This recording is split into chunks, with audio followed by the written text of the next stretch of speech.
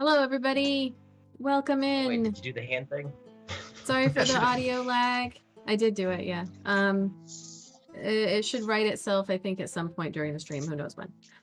We are the NAT30s, or the majority of the NAT30s, just waiting on one more player. But while we wait, we are going to go through our announcements and just get those out of the way. So welcome into all of our regulars. Bearded Fortress. We've got Almost Critical in the chat today. Das 949. And I saw also Mad Sad Catfish, who is one of our newer patrons and part of Crit Out of Luck. I'm stealing part of Pat's portion of the announcements. So I am going to jump into our partners in the Compound Network. So we are part of the Compound Network. It is a collaborative of South Coast Massachusetts creatives who are all pushing each other's work and boosting each other's creations. We are going to be transitioning slowly over the next few months into a live studio setup over at the Compound's studio.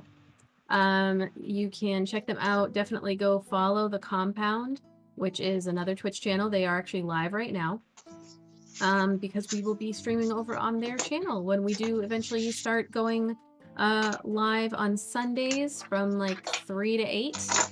And we'll see how that goes. Back in the before times. Hey, Old World Charm, raiding, welcome in. Thank you for the raid. We are just getting started. So, welcome raiders. Again, the Compound, please go follow the Compound. Make sure that you have your notifications up because eventually when we do go into the live studio, we will be streaming over there. And that'll be on Sundays for several hours at a time. We'll continue streaming over on the NAT30s as well, but just so that you don't miss us. Welcome in all of the raiders. We are so happy to have you. Hey, Han Shot First. I love that name. I had mentioned that Cuba has that tattoo on his shoulder when I was hanging out at Old World Charm earlier. Yes. You want to show it off? And there was try. It might blend to the background. Yeah. Han Shot First. Nerds. Okay, so next up we have, as part of our announcements, I will toss it over to Arik Firesong. Word of the week. The word of the week is dwarfenage. I can't remember how that came up. Was that you, Izzy, that came up with that? No. Somebody came. That might have been me. Oh, sorry. Sorry, buddy. I couldn't remember. Word of the week is dwarfenage. We don't care how you spell it. Just get there. We've got 3 stores that are working with us. They're really awesome. There's, for our local listeners, the Armory in Fairhaven, Tabletop Games in Westport, and Twilight Comics in New Bedford. If any of our local peeps head there, check out their fine wares. Up at the front desk, you'll see a little can with our faces and our logo on it. Go up, write dwarfenage on the card that they have supplied, pop it in, you get entered into a chance to win a $10 gift card. There's no limit on how many of the stores you can go. We hope you visit all 3 because they were nice enough to work with us. So yeah, we hope you guys support these guys just like they support us. The Armory in Fairhaven, Tabletop Games in Westport, and Twilight Comics in New Bedford. Enter dwarfenage to win a $10 gift card. If you want to support us in a more direct way, I'll throw it over to Pat. Where are you, Pat? You're this way. So I got to throw it to this way. And he'll tell you all about our awesome Patreon. Yes. If you like getting some behind the scenes or early access to our VODs, you can sign up for our Patreon. Right now we have 4 tiers, a $2.50 tier, and then we have 2 $5 tiers. Izzy, do we have any of the $5 plus sponsor cards left? We do. Thank you for the raid. The Compound. Welcome in, everybody. Thank you so much. Hey. Welcome. We're just getting started with our announcements. We have 1 spot left. Yes, we have one $5 Patreon tier where you can get a sponsor card, which will you can see right below our awesome DM Izzy. Throughout the night, you'll see some of our Patreons there, and we also now have a $10 tier. And all of these various accesses, you can go on, just check out our Patreon page if you want to help support us. But if you want to support us in a different way, I'm going to throw it up to Cuba to tell you about our merch. Boom. Merch. Like this wonderful shirt that I'm wearing right here. Then yours, which, yes, you made that one, but we also have non-Eric Fires On made shirts on our TeePublic shop, which today is the last sale of this week's sale over at TeePublic for 35% off of everything in the store. And there will be one last sale for April, which is next Wednesday and Thursday. So 30% off everything site-wide on TeePublic next Wednesday and Thursday. So go check that out. We have thrown up several new designs over the last 2 or 3 weeks. If you follow us on our Instagram, you can see an awesome picture of Cheese Cat and friend wearing Cheese Cat. wearing our Orgasm shirt and our Tisanaro shirt. And it's just so fun to see people wearing the silly things that we've come up with out in the world. So again, join our Discord. TeePublic, NAT30s, TeePublic, and back to the DM. Yeah, so we have several things going on right now in terms of giveaways. So right now I am going to open up our giveaways for the evening. So thank you to everybody who is in the chat at the moment. First of all, our friends over at True Black Forge have launched a Kickstarter. Truck Black, I put, sorry. True Black. So our friends over at True Black have launched a Kickstarter for these brass and iron coins that you can hear Roy shaking over there and showing off to the camera. They are legit. They are beautiful. They come with backstory and map and history and everything along those lines. They are awesome.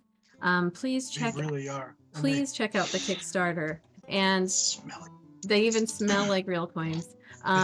They smell like, this is gonna sound weird, but they smell like handled change. Yeah, no, they really do. No, I don't know. Legit. I don't know if they just kind of put them in their pocket and just kind of do this and rub them in their hands, or each coin, or they sit there for an hour each coin and rub it between. But it smells like a handful of actual. When they just brought it onto the subway, they just poured them onto the ground, stepped on them, put them in some homeless piss. Jesus. When Art gave me this, it was in one of those disposable plastic bags, I thought the bag was gonna break. These things are legit. They are awesome. So tonight we will be giving away, this is the last chance to potentially win a one of the bags from True Black Forge. I'm going to open the giveaway right now. These in your life. You need these in your life, believe me. It's just, they're the coolest little piece. All right. So, and if you want them and don't win, the Kickstarter is still going on till what, another week? Yep, until the end of the month. Cool. So if you happen to not win tonight, you can still go back the Kickstarter, and as I've mentioned to people in the past, hey Goldilocks, thank you for the resub. Hey, 7 months. Thank you, Goldilocks. Thank you. So it's a low risk Kickstarter, and what I mean by that is he's already got the entire inventory. So if you're worried that you might not get your coins, or you have to wait for them to be created, or all of that, it's actually all in his house. He's just waiting for the Kickstarter to end, and then he'll ship out all the coins. So just sleeps in a bed of them like Scrooge McDuck. There's a place, I was gonna say, so there's a place out there where he just has these. Mm-hmm. All right, I got questions. I have the address. I need to know when Ocean's 11 heist. I'm gonna Scrooge McDuck the hell out of this. I was gonna say, Arik, you do realize you can't do like Scrooge McDuck into all the coins. I'll wear a metal helmet. I might break my neck, but at least I'm gonna go out like a champ. Slowly, bleeding out on the stack of coins that I've coveted so much. Well, think the that'll key make being them even public more defense. realistic. I know, right? Now they've got human blood on them. Okay. Oops. So our second, I was gonna let Farmer Ma know that they needed no space in between, but they got it.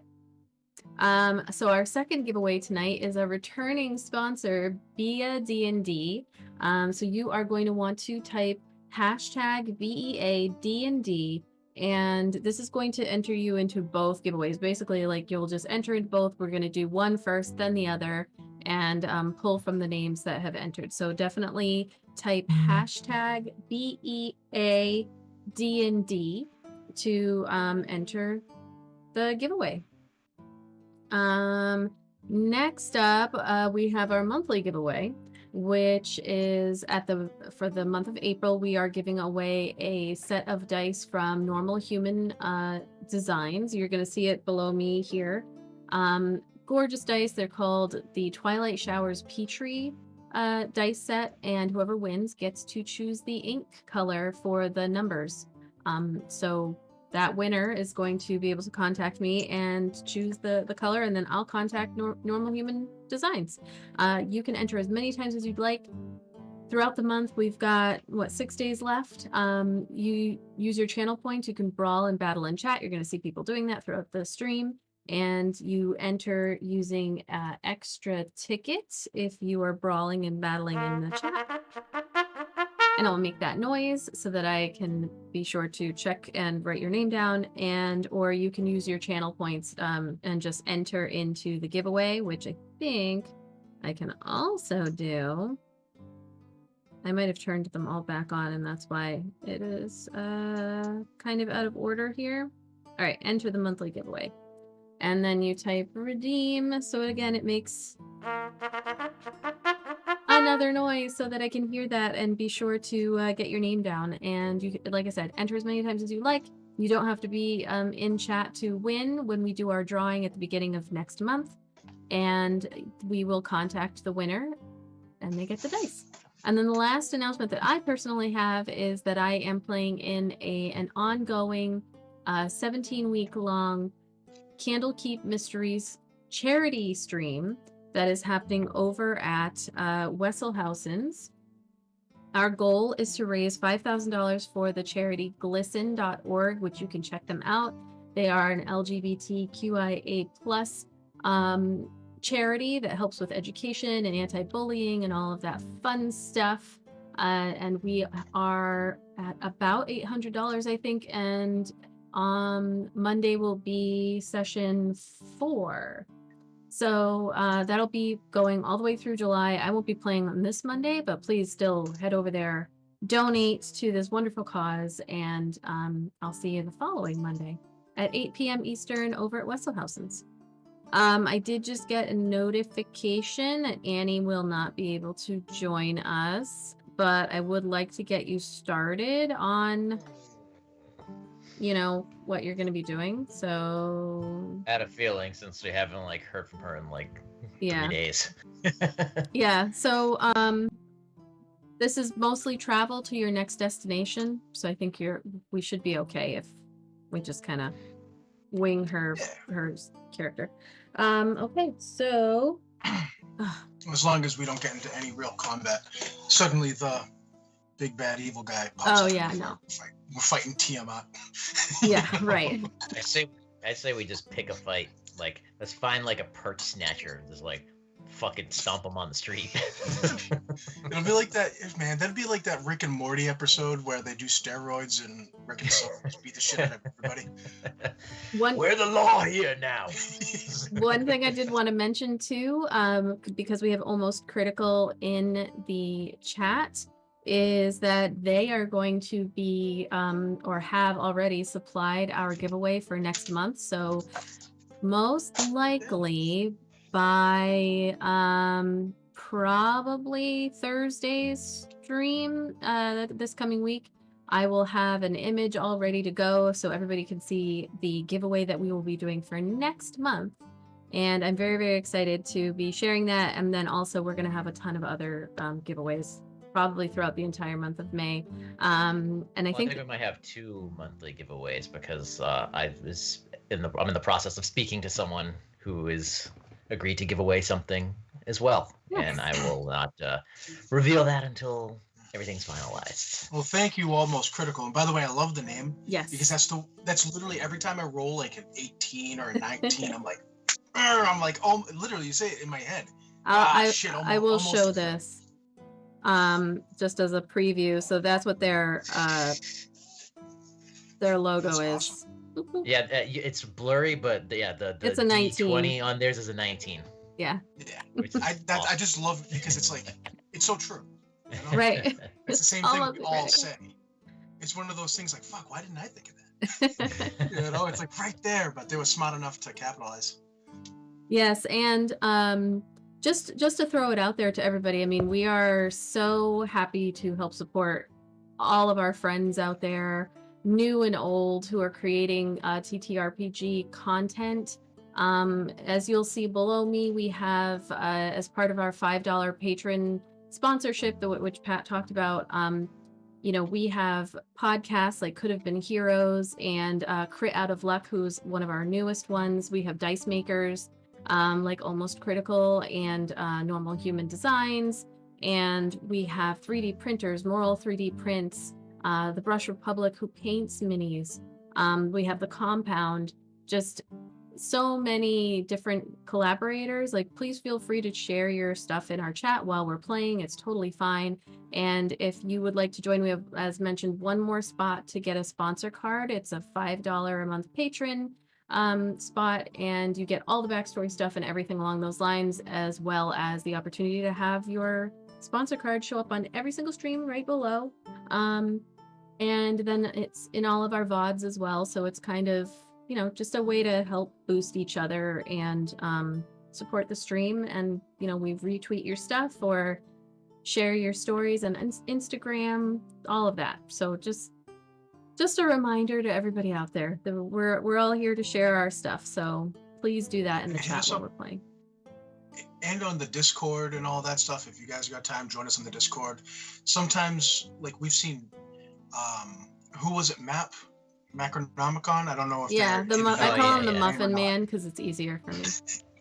Yeah, but holy crap, with the handmade, hand-drawn maps, with dimension, detail, like, and anything else you guys want to share. I mean, we've had people draw characters, like their own characters, and throw them in the chat.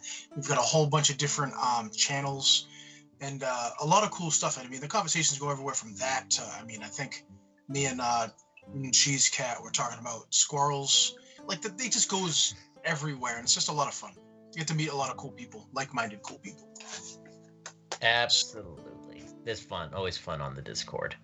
Yeah, and it helps pass the time. It helps everybody with work days if you've got, like, it's just, I don't know. It's always a nice thing when I see a little notification pop up and I get to scroll through it. It's like, you've missed like 6 messages. So I look through it. I'm like, oh, cool. This is somebody's new thing or whatever. It passes the time. I call those mini vacations. That's where, like, you forget you're at work because you're in the Discord. You're not at work for those, like, few moments when a new message pops in. Yeah. Oh, yeah. I was going to say, poor Cheese Cat's like, I'm not killing him. I'm like, this guy. I put pictures of tails. How hillbilly's too hillbilly? I sent a picture of all the tails that I've collected. I'm like, this is too hillbilly. Goddamn right. You're all right, damn so right. We're gonna run our intro, and then we'll get you guys back into the game, and we'll see how far you get. Yes, ma'am. Probably.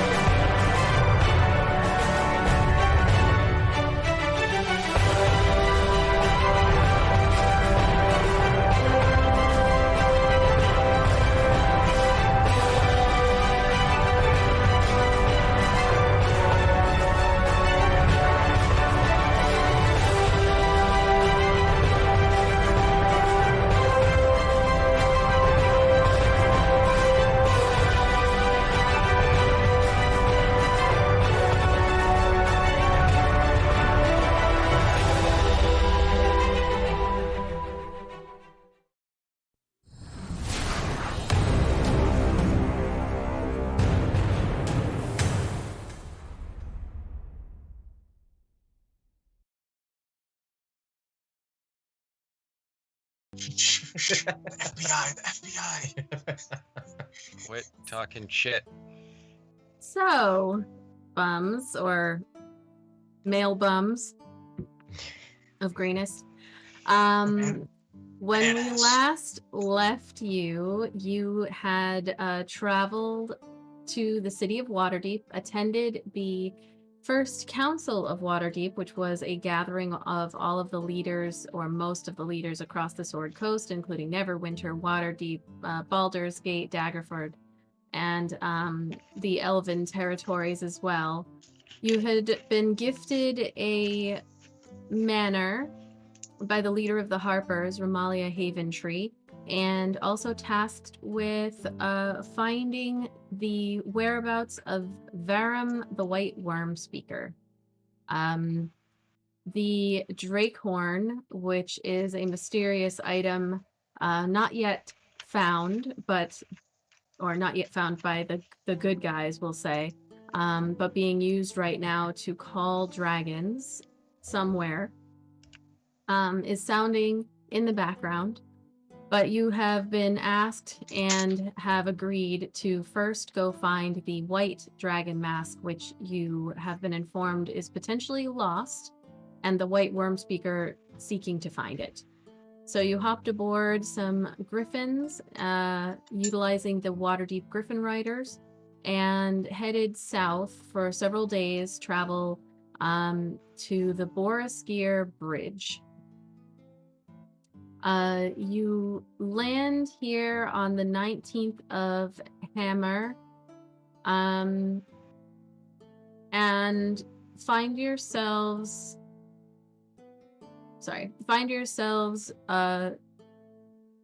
looking out across this large bridge. It bears the name, the Boareskyr Bridge, of a now vanished realm that was north and east of the Tradeway. And this bridge spans the winding water, and it's a major landmark that you had already crossed when you were going from Baldur's Gate to Waterdeep several months back with the caravan. It's constructed of black granite, and it bears the sculpted images of the deities Cyric and Baal, commemorating the legendary battle that they fought on the bridge during the time of troubles. So this way station settlement is a little bit more than a collection of tents, wagons, caravans that provide food, fresh mounts, and other services for travelers. And you know from having been here before that a contingent of paladins from the Theocracy of Eltergard maintains watch over the bridge in a newly built keep. And of course, Eltergard is the region in which Elturel exists, and where you traveled from Greenest north to Elturel back when your journey began. So when you land and disembark from the Griffin Riders, you are directed to a tent-side inn called Bolo's Tent-Side Inn. And as you approach, you can see it's kind of a rough and tumble establishment that's set up in this large pavilion near the center of the Boareskyr tent city. And it's pretty loud. There's quite a few people there. It's about four-ish in the afternoon when you finally rest. Erdnot, the travel you did not enjoy at all, and so landing on this final day, you do have 1 point of exhaustion, as you've been spending the whole time just kind of breathing heavily and almost hyperventilating up there, Griffin. throwing up over the side of the Griffin. So you land kind of feeling a little bit shaky in the knees, although trying obviously to hide it as you would. Oh no, he would have kissed the ground and been like, "Praise to the entire dwarven pantheon," and just started kissing the dirt. You see some people who, as you're passing by, laughed at seeing that. One of the Griffin Riders one of the actual Griffin Riders, the ones that steer the Griffins, just kind of like but they don't say anything to you. And again, so you make your way over to Bolo's Tentside Inn. And the proprietor of this particular inn is a female halfling that you can see. She is at the counter. Obviously, the back end of the counter has a raised platform so that she can be like eye line with the majority of her patrons, which will not be in the small size, most likely. And so you can see this female halfling bartender cleaning glasses and chatting with the other patrons. What are you doing? So what is this? Is this an inn, or we were just told to? It's a giant tent. So, Boareskyr Bridge itself, there are some buildings that have been constructed and everything, but it is a almost like a pop-up city town that is being built as time goes on. It's mostly tents and marketplace type deal with some constructed buildings. So what you're in right now is like this tent that like if you were at a function like a wedding or something, like picture one of those tents that has like all the walls and everything like that. That's what most of the buildings are like in this area. And so this is just one of those. And who told us to go there? The Griffin Riders said, like, go that way? Or, like, yeah, like, how do we know to go to this particular place? Yeah, they instructed you to go, like, if you were looking for the place that, where rumors would be spread or a place where the most people would be chatting, like, Bolo's is the place that people go. Okay. So we walk in and we see what you've described, correct? Yep. All right. Arx just kind of cuff the shoulders of both Erdnot and Zan, and just nod his head over towards the bar and say, "Come." And Micaiah's there and too. And Micaiah, I'm sorry, I forgot she's not. Yeah, he's gonna. Micaiah will be on his other side. Sorry, she's not on my screen, so they'll say, "Come, let's get the old man a drink. His knees kind of unsteady. Looks like he could use one." And I'll head over to the. We were meant to fly. We'd all have wings. It's unnatural.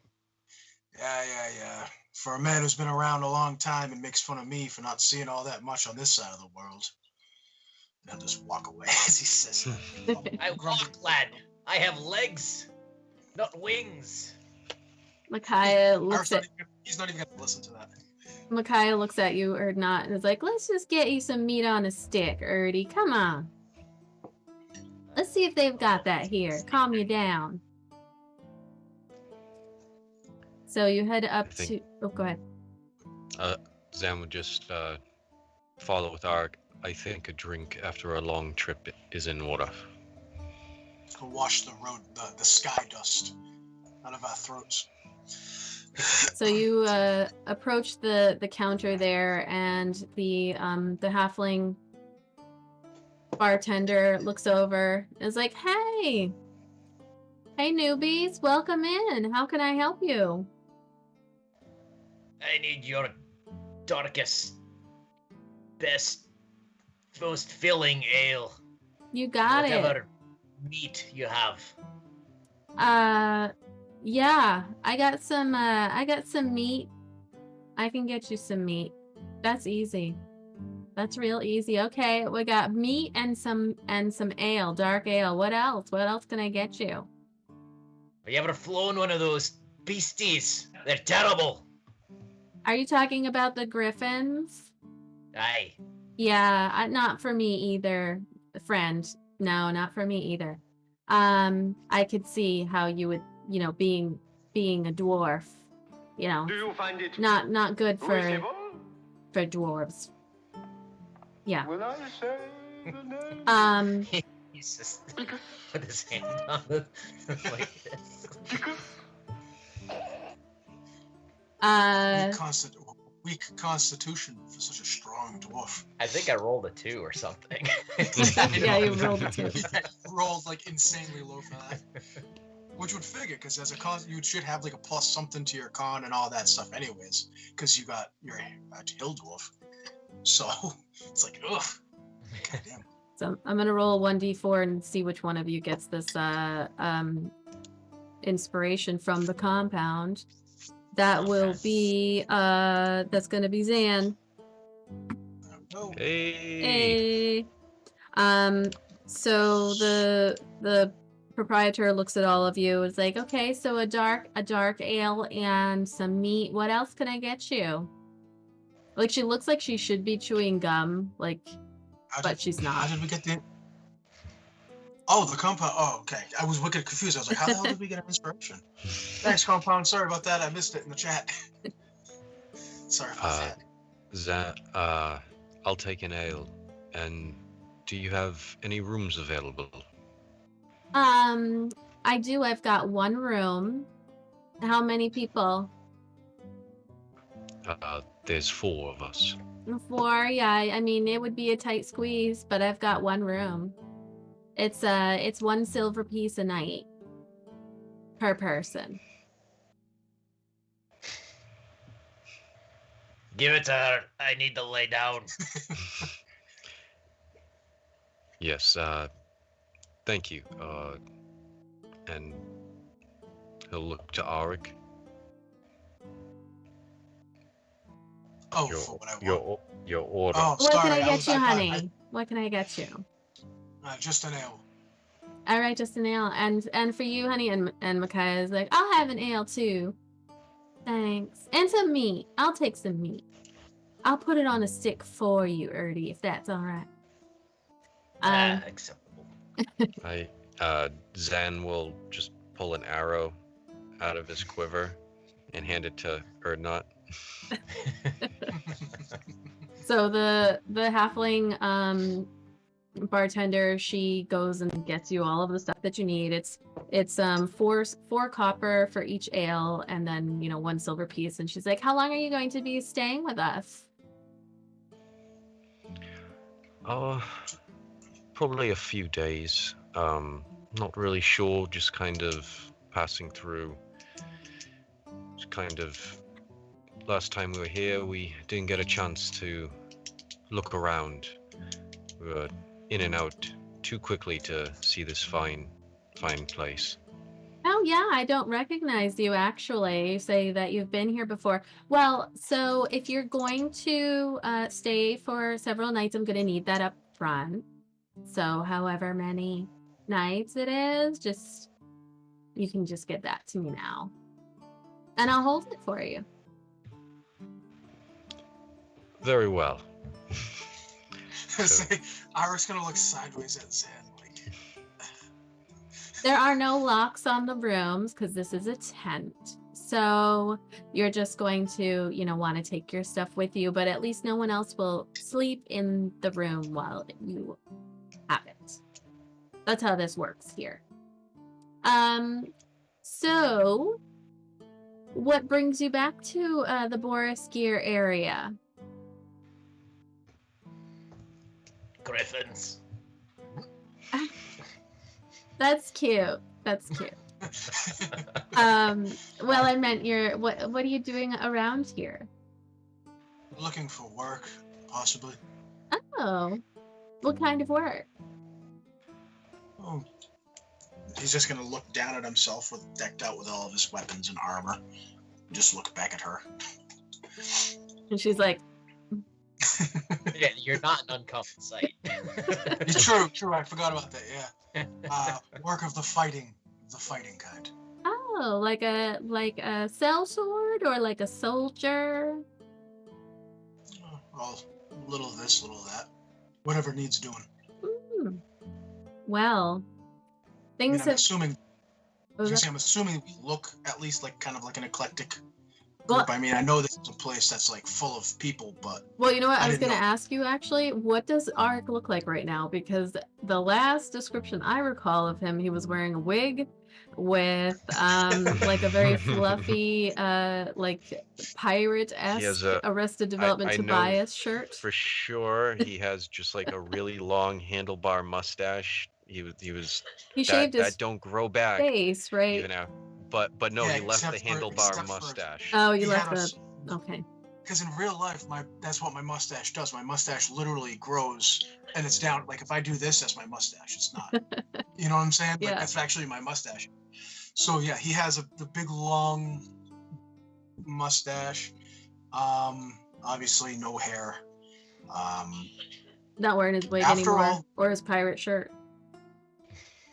Yeah, he probably wouldn't be wearing his hat. He would be I'm for wearing sure a that hood pirate shirt was just saturated in blood. from Yeah, his yeah, chest yeah. cap.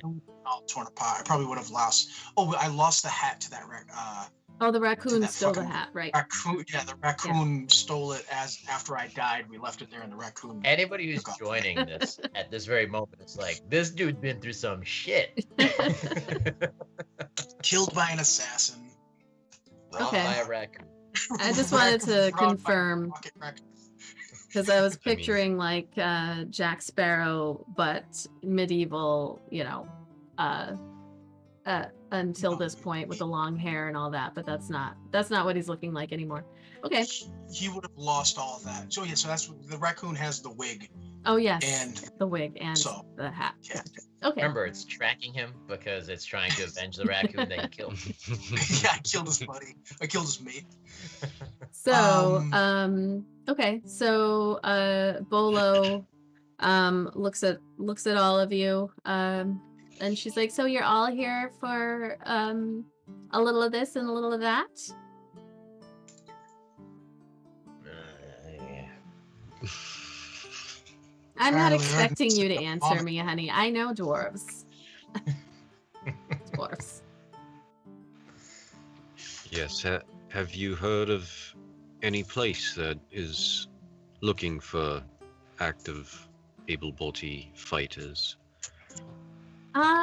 Well, I mean, there's always caravans that are coming through here that need some kind of soldiering or mercenaries for hire. So you can always ask around. Seems like we might have been too late. We heard rumors of some sort of village that was in trouble of sorts. We got a tip to come and possibly help, but we heard that it might have already been resolved by some group or another, led possibly by a dwarf. We're not sure. Oh, the Rumors. dwarf. Oh, yes, a dwarf. You mean the one that was wearing the purple robes? We don't know. We just heard tales. You know how it is. Sell swords and. Oh yeah, by the time it gets up to Neverwinter, he was wearing like golden robes with silver earrings hanging from his 7 ears or whatever. Yeah, the rumors are crazy. But I mean, I saw it. There was 7 years. I love how she's like turning into like a Jersey girl. Like by the end of this conversation, it's gonna be like, and it's a crime to pay more than a dime. Like in those fucking commercials. From the That's a beginning, local I'm just commercial for anybody out there Yeah. in this area. since the beginning, I've just been picturing this as like that, like classic, like diner waitress. You know, it's 3 o'clock in the morning. Like, come on, sweetie, give me your order. yeah, I've been on right. my feet for 12 hours. So she's like, I mean, I saw him. It was actually quite impressive. We don't typically have this kind of thing happen here. The paladins of Eltergard generally take care of it, but there was this dwarf in these glorious purple and golden robes, and he was asking about escorts into the hills when this hooded fellow starts asking him his business. And the dwarf looked him straight in the eye, and I'm not lying when I tell you this. He pulled out his dagger, and then he stabbed the tall fellow dead right where he stood. And it turned out he was one of the scaled folk of the Serpent Hills. He'd come down to spy on us. That dwarf's a hero. I'm telling you, make no mistake. But he and his entourage, they took off straight away for the hills then. Quick as cats. Does Zen believe her? Make an insight check. Just for Zan or for everybody who's listening? Just for Zan. Unless you all want to roll. Yeah, well, I mean, I would be seeing if I believe Okay, you can roll. Regardless, I think Zan believes that's a 4. Okay. All right. And you said that was a Insight. what type of check? Insight. She's just kind of like wiping down the table and nodding at people like who come through. She's got other staff here as well. So 14 for her. Yeah, you both kind of look at her and she just seems to be just telling you what she believes to be the truth anyway, from what you can gather. Where'd he go? To kill the snake people? I mean, I didn't really get to speak with him directly, but he was traveling with, I'd say, more than a dozen other companions. And Dwarves? several of them were wearing cloaks and hoods, so I didn't even get to see their faces. Were they all dwarves? No. I would say he was the only one of a small folk of that group. It's a shame the world needs more dwarves. I agree. So, I mean, I thought that they were perhaps like maybe barbarian mercenaries, but they headed straight for the Serpent Hills. Well, groups always need more good fighters. Does anybody know exactly which way they would have gone? Well, the Serpent Hills are northeast slightly of here. There's really only one way you can go. Are you going to try to catch up with them? I think we'll talk about it, perhaps. I mean... Well, you're going to want to go quickly. They left about 10 days ago, so you're going to want to maybe run or get some horses. They're not flying. The flying horses for the dwarf. Oh, that would be very expensive. Very expensive. Not that I want to assume that you can't afford it, of course. You did pay in advance for, a room for several days, so you never know. Arik will look over at Zan again, like askance. Just like, why did we pay so many days in advance? Zan's completely oblivious. Well, I'm going to let you eat and take care of this. And if you need me, you can just wave me down. I'm going to go take care of some other patrons who've just joined. But enjoy. And she kind of doesn't wait for you to say anything. She just takes off down to go talk to other people. Did we get her name? She's Bolo. She is the Bolo of Bolos. Okay. Yeah. Bolo. But we don't know that. You do know it because people are like, Bolo, and she, like you Alright. catch that she's Bolo of Bolo's Tent Side Inn. Yeah, so you have a room, you have food. What are you doing this for the rest of this evening? Does anyone else feel like the ground is still moving? No. I know. Arik's gonna look down and just kind of like step around a bit. No. just you, old man. I swear by the gods, the ground is still moving. Micaiah's gonna hand you some meat. Like, just take a bite of this, Erdy. Just take a bite of this. You'll be fine. I think the best thing for us would be to leave at dawn. Head out for the hills. So it'll give us a night to regain our strengths after the travel. Right, Erdnot? Oh, yeah. Yeah. Arik's gonna give Erdnot another slap on the back. Eric is like, He stumbles forward. He's usually hardy. You never ever move him when anyone pats him on the back, but he stumbles forward several steps. sorry. Eric will catch him. He'll steady him. He's not trying to be an asshole. He's just enjoying the misery of Erdnut at the moment. Just because. Everyone loves his misery when we're on a boat. Everyone enjoyed him throwing up over the edge. Well, because Cuba, I don't know if you know this, my man, but Erdnut is a dick. He's super grumpy. He's honest and truthful. No, he is the angry neighbor who lives next door where none of the kids will go and hop the fence to get their frisbees or baseballs because they don't want to get yelled at. That's a misunderstood neighbor. He is James Earl Jones in The Sandlot. This isn't Gran Torino. What are you talking about? No. So Micaiah leans over to one of the people sitting, like a random person sitting next to you, and she's like, hey honey, how far up is the Serpent Hills? And this human person who's sitting there just looks over like, about 100 miles. Great, thanks. And then she looks over at all of you like, 100 miles north. Hey, it's a long way to drag the group over land.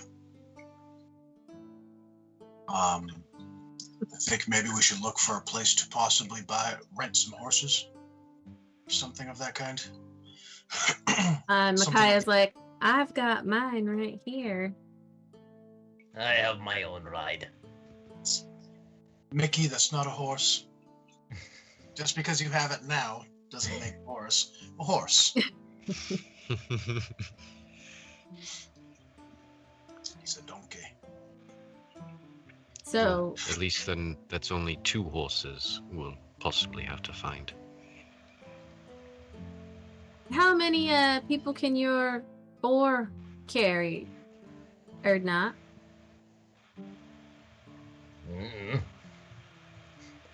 Never asked him.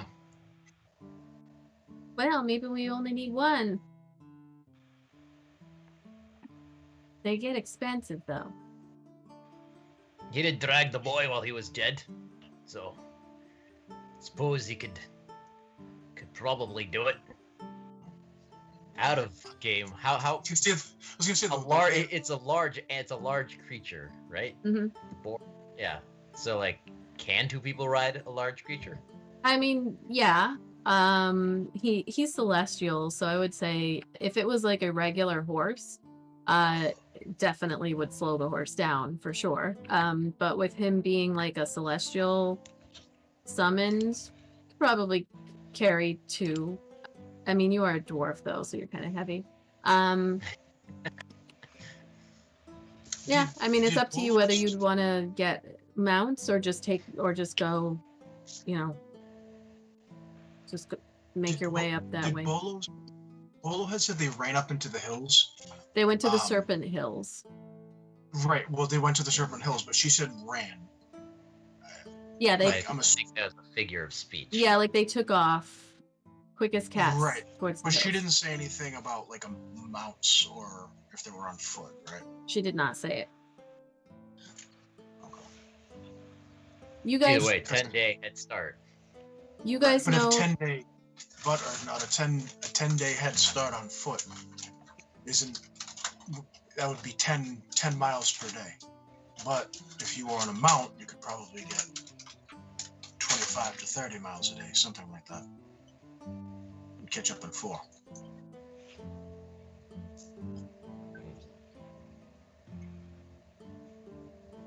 So what's your plan? That was. I didn't know if that was in game or out of game. I just. Oh, I don't yeah. know. And then Erdnot was just like. Cute boys like that. So yes, you can. It'll take you several days to get up there, regardless. Either way, but you can either try to rent a horse, or a couple of horses. Likely, you would have to purchase because renting is, you know, you'd probably have to put more money down than if just like purchasing it outright, because the chances of we you coming don't- back. If we're being honest, And we don't have a good track record with horses. Yeah. All Gambit. We've lost all the horses. Yeah, but we just left. We didn't kill them. Right, they're still Right, somewhere. But if we're renting a horse and we got a ditch, again, Yeah. same thing. Yeah, the insurance premiums are going to be through the roof. So to Our Mrs. Gambit. Sad. oh yeah, those horses are still in Carnath Roadhouse. The So to purchase 2 horses, it's gonna cost you about 250 gold. And that's good horses. Yep, 2 riding horses that are in good shape. I just wanted to make sure that it wasn't going to be like, surprise, Three-legged horse. donkeys. No, like, you know, it'd be our luck. We'd end up with 2, you know, 2 mules. I mean, we What about- have in the bag of holding. I mean, we have about just under 3,000 gold and 110 platinum, and then bunches of silver and copper. Okay. And, we probably have a lot of gems and whatnot too. Yeah, we have like, according to this, I'm not sure how, we still have to make sure this is accurate, but there's like 2,700 gold Yeah, that worth sounds in right. gems. That sounds right to me. Yeah. I So don't think purchasing a couple of horses is going to break us. Well, I think it's a good idea. It might just make it easier that way, or not, and someone else doesn't have to double up just in case if we need that extra horse. okay. I think it's worth it.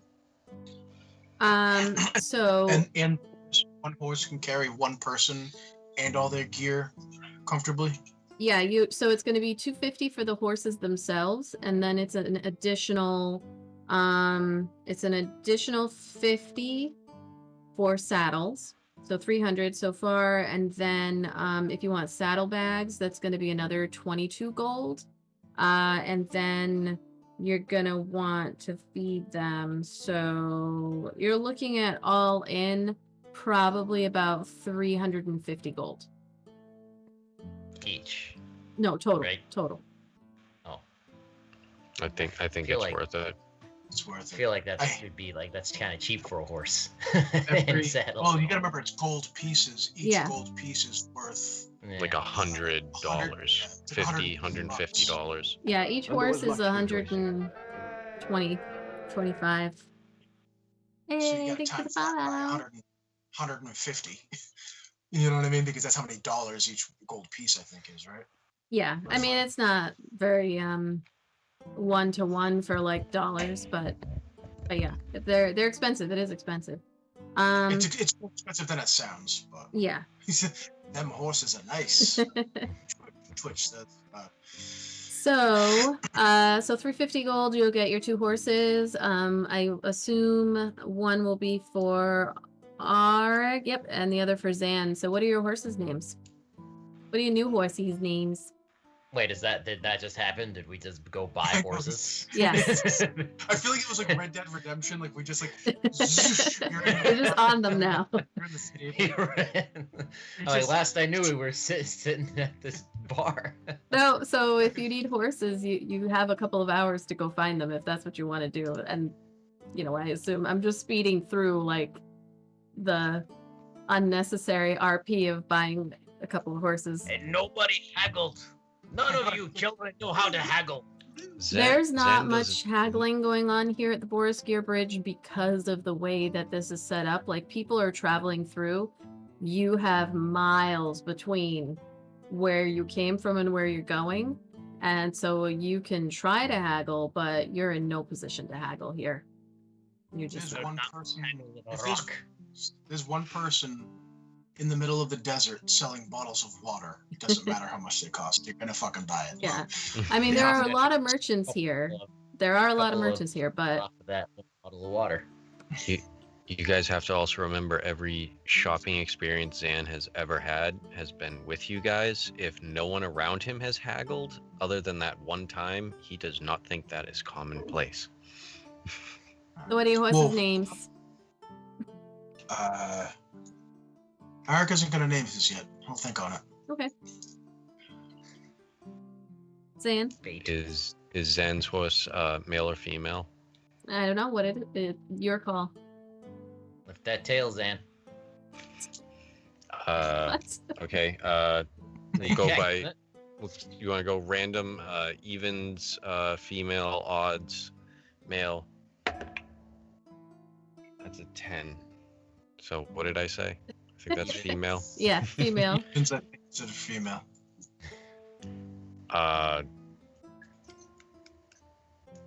He'll call the horse Trace. Okay. Dude, there's so many jokes in there, and I'm not gonna make them. Like, Arik has that in his head. That's Arik's thought. He's like, I can't. Ugh. So you guys are going to go off the next day. Any other kind of things that you're looking for in this tent city before you go to bed? Arik was going to look for some medium armor at any weapons or armor shops. And Zan would be looking for health potions and any sort of unique items, like either magical or potions. Okay. So both of you make me an investigation check.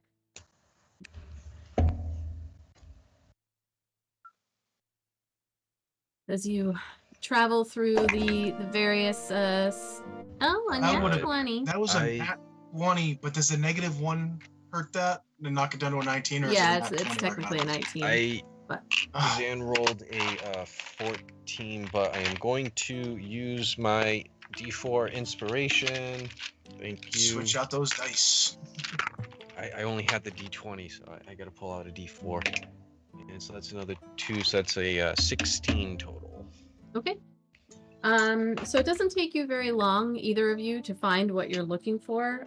So Arik, you are able to find a smithy that has some pretty premium prices here.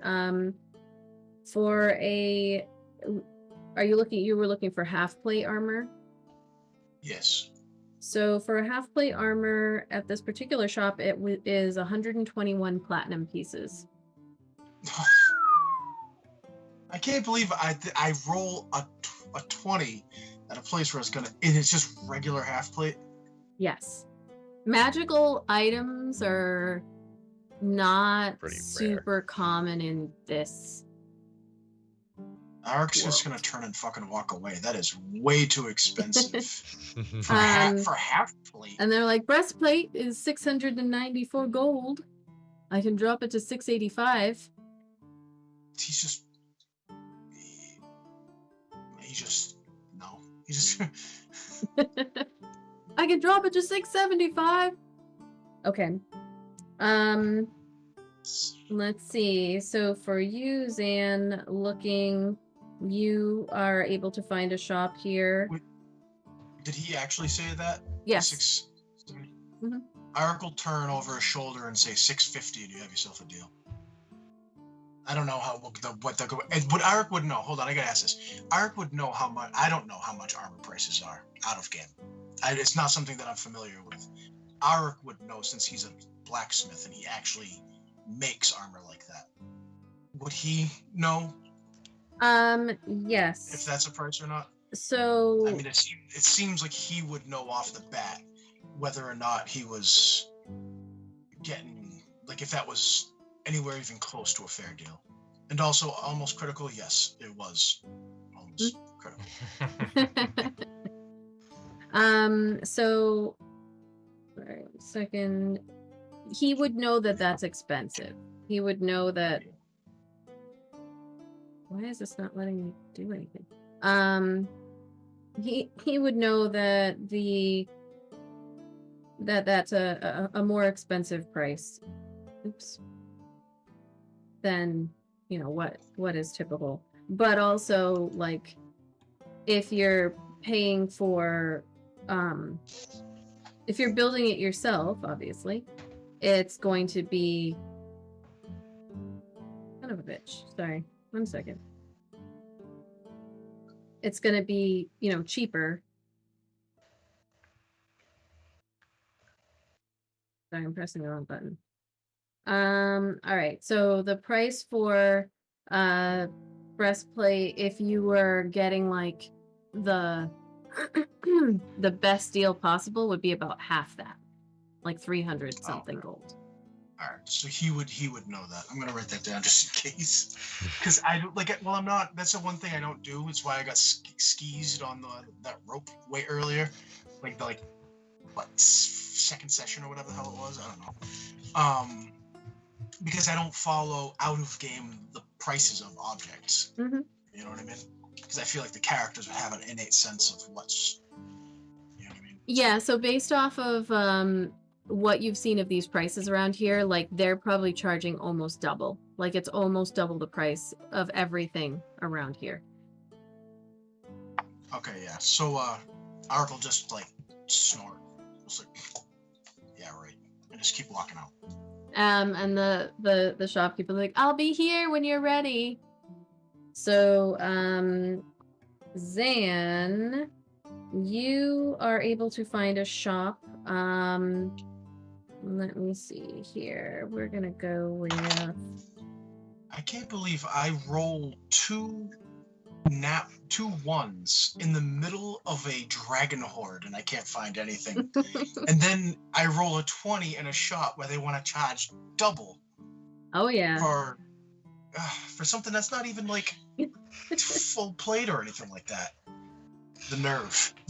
So Zan, you are able to find a place, based off of your experience. This isn't the first time that you have bought healing potions before. So this particular shop is charging 116 gold per healing potion, and they have 3 for just a common healing. For the greater, there is none, actually. They don't have any greater healing. And there are a couple of other... Oh, no, sorry. They have got 1 for 415 gold.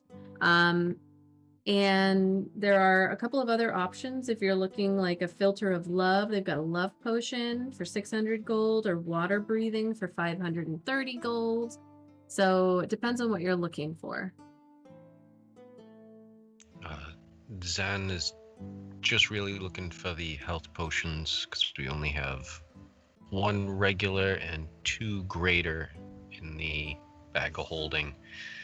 And pretty sure, I think Arik doesn't have any. I'm not sure how many Micaiah has. I think last time she didn't have any. And I don't think Erdnot likes to carry them, right? Because he's got his healing stuff. We might have like 1 or yeah. He doesn't have any on him right now. But Micaiah doesn't have any. He we usually have 1 as like a backup. Yeah, but he doesn't have 1 right now. So Zan would like to purchase 2. Oh wait, he does have 1. He's got 2. So that's gonna wow. that'll be 232 gold for 2 potions of healing. No, I just sat down and just heard 232 gold. Yeah. Art's soul just went. They also have fire breath. If you want the cheapest, as they see your expression, Zan, being a little bit clueless, they're like, well, we have a potion of growth that makes you grow for 372 gold. Some oil of slipperiness, 365 gold. And potions of climbing are only 96 gold, but we only have 1 made. We went all together, I'm assuming? Like to each shop? We didn't split up, right? I actually... No, Erdnot went to the tent. Okay. So Arik and Zan and Micaiah are together, or did Micaiah stay with Erdnot? I feel like she probably would have stayed with Erdnot just to make sure he's okay and eating his meat on the stick. Yeah, there you go. But if you think she would have come with us, no, we'll say that she stayed with Erdnot. the entire time going, I don't need you to come with. I'm just gonna go lay down.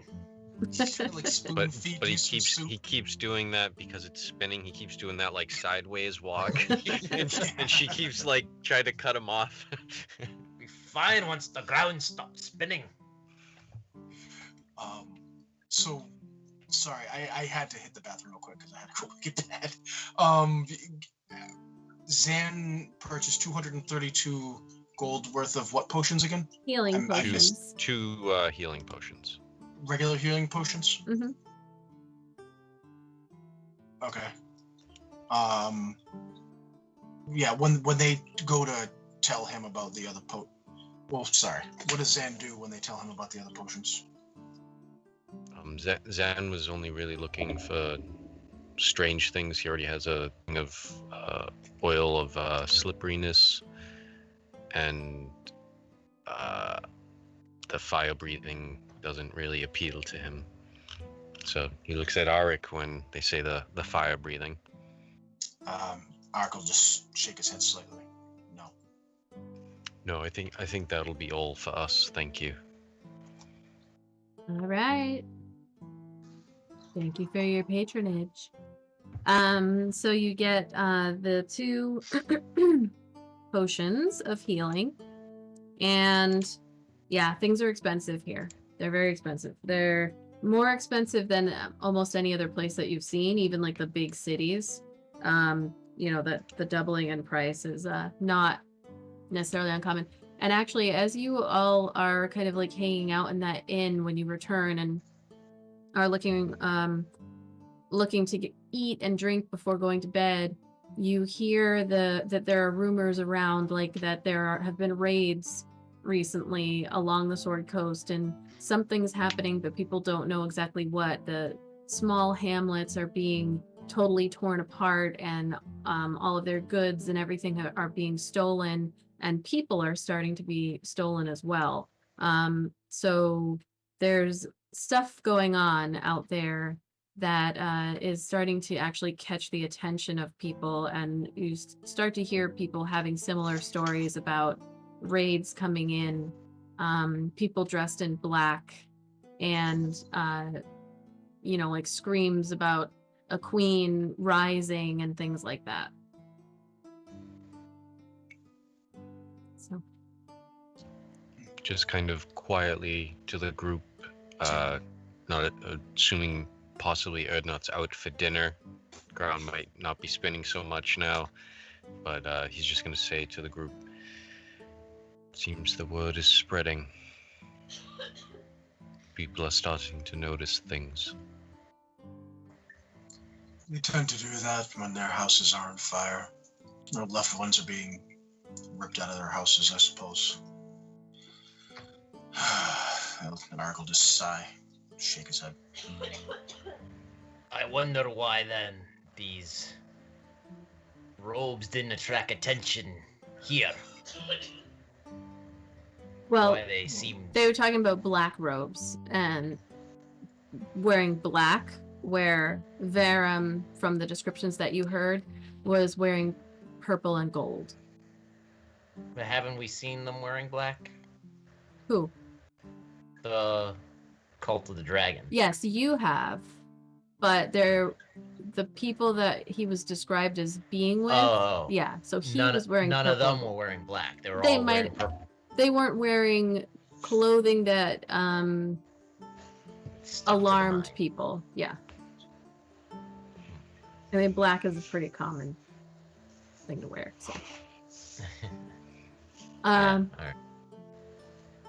any other questions or anything that you all would want to look for before you go to bed, before we do our giveaway? Or What break? is our plan here? We catch up to them and then what? Take them out? Capture the dwarf?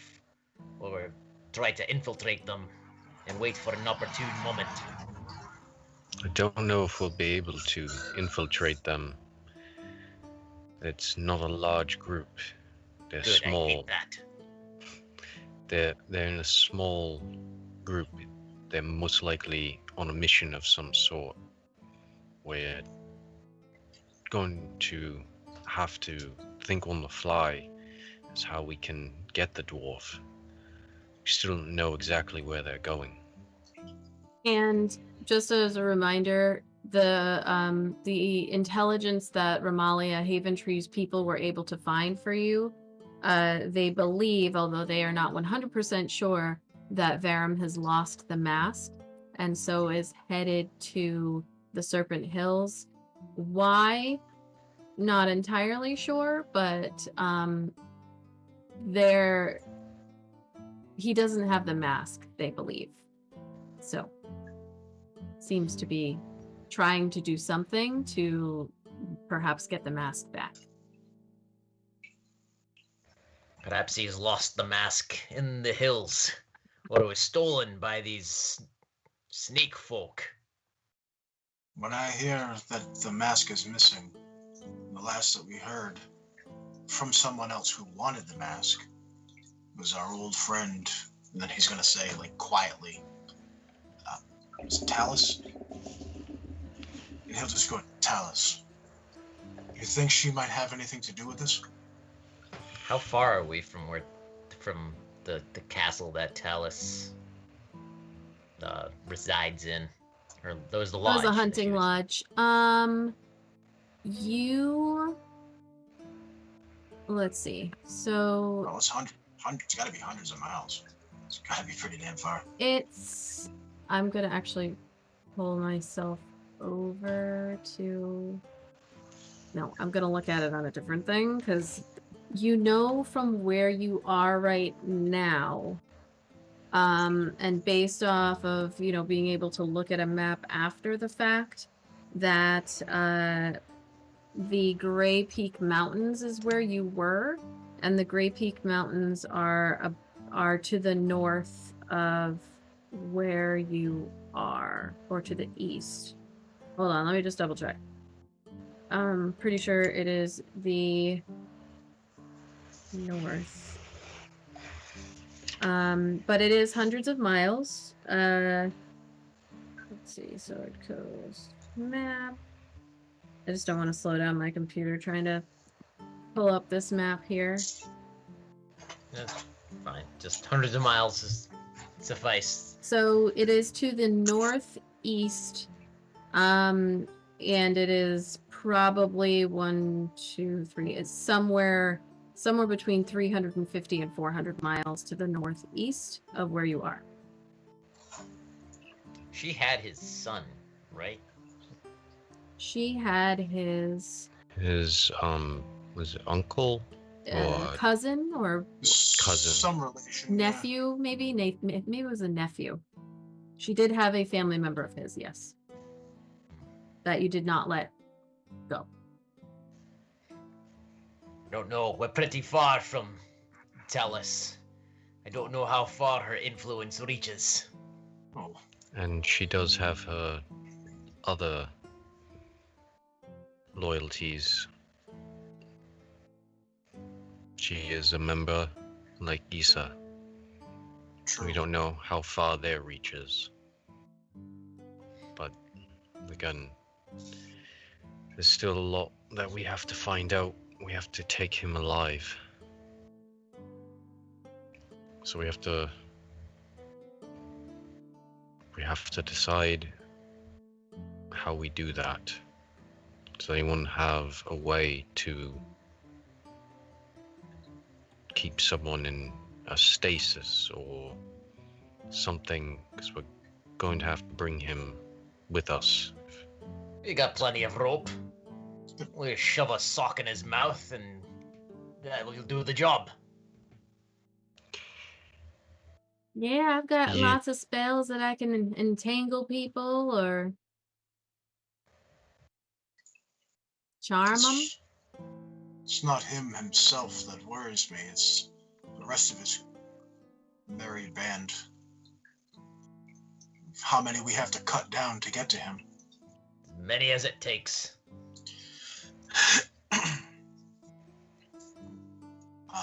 Zan, is your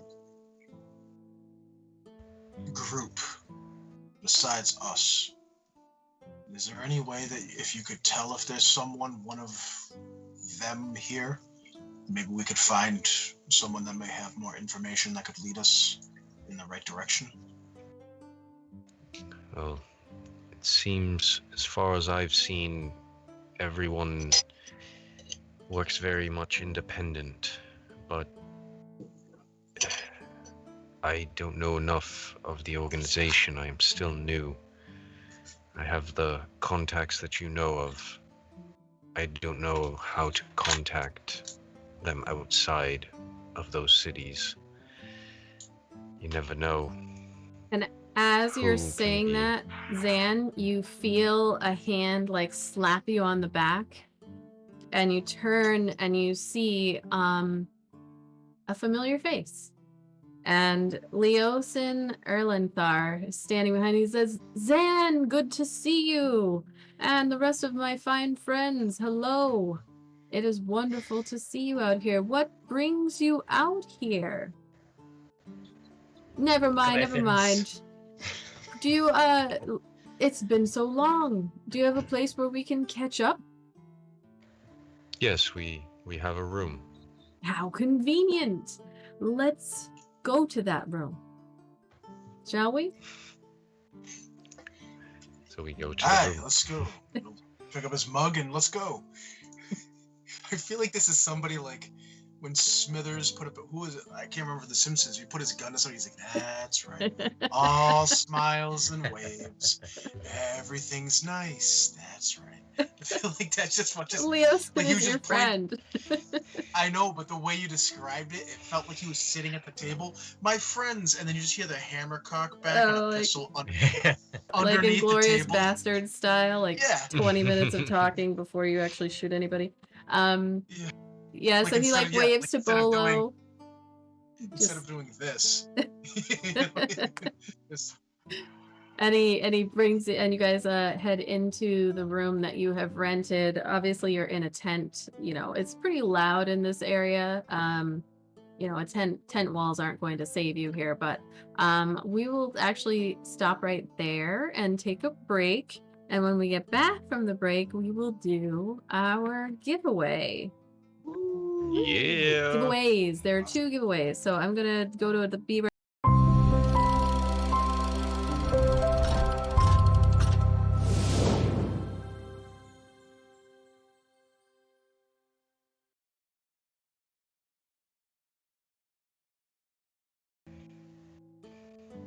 Okay, so we are back. Thank you all for hanging out and waiting.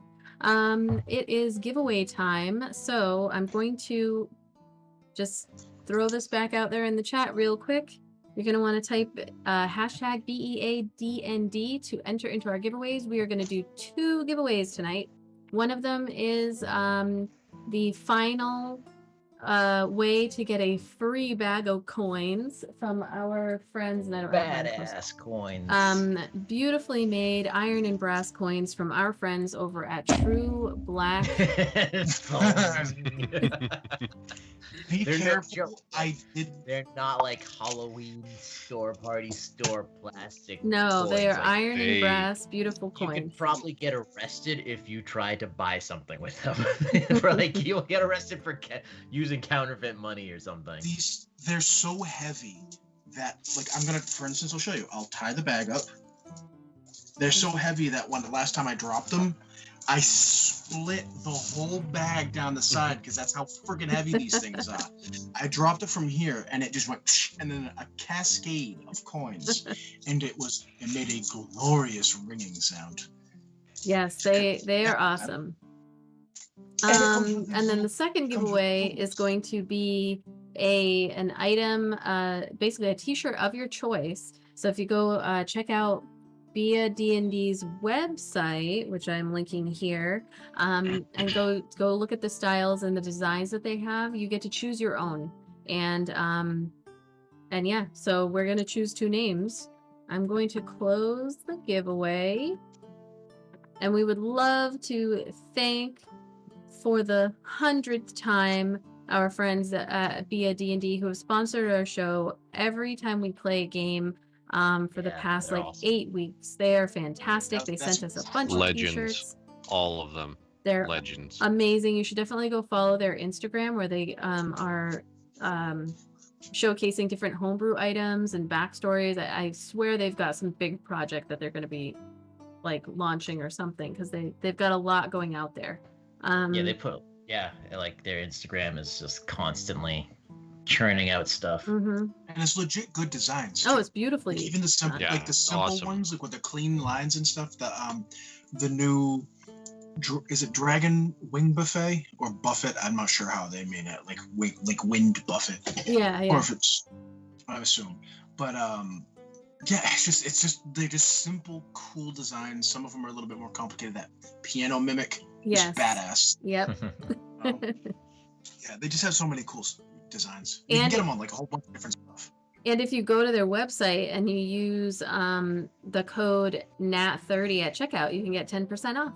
So even if you don't win something, Snap. if you would like to order something from them, just remember to use NAT30. So, all right, so we're going to pick winners here. So our first one, what do we want it to be? Do we want it to be the True Black coins or the Be a D&D merch? Hold on, know what I'll do? Flip a coin. Flip a coin for. I'll flip one of their coins. Hold on. Ship, it's True Black. Okay. Scales, it's Be a D&D. All right. Shipper scales. Remember that? Drum roll. Scales. Be a All right, D&D. Be a D&D. All right, so our first winner, it's going to So many automatically... uses for these coins. It's gonna automatically choose it and throw it right in the chat. So our winner of the Bia D&D, oh my gosh, it's Beluga. Beluga. Yeah. Hey, Beluga gets a t-shirt from Bia D&D. Congrats to you. I know that she went for a rest, so I will just message her and let her know that she's won. Okay. And all right, so for the True Black coins, our winner is Almost Critical. Almost critical. Yeah. There's a beautiful symmetry to I that. know. I Look at know. that. Holy crap. Almost Like this is not Critical. rigged. No, it's not There is- rigged. I promise. There is a balance to the universe. That So was awesome. the lovely Almost Critical who has donated, and I'm not revealing it yet, but I will soon. It's blurred now. What I was the gonna say, as soon as giveaway? you said that, it was like censored. The giveaway for next month is within this tin, and we will be sharing pictures of it very, very soon. But has won the coins from True Black. So definitely, if you haven't already, definitely go check out the Kickstarter. Hold on, True Black, and watch the video and everything. Like, they are legit. They're beautifully made coins. So I already have your address, so I'll just message Arthur and get it. Say it here. I'll get it sent to you as soon as possible. So congratulations, Almost Critical, and thank you for your support. Yes. All right. So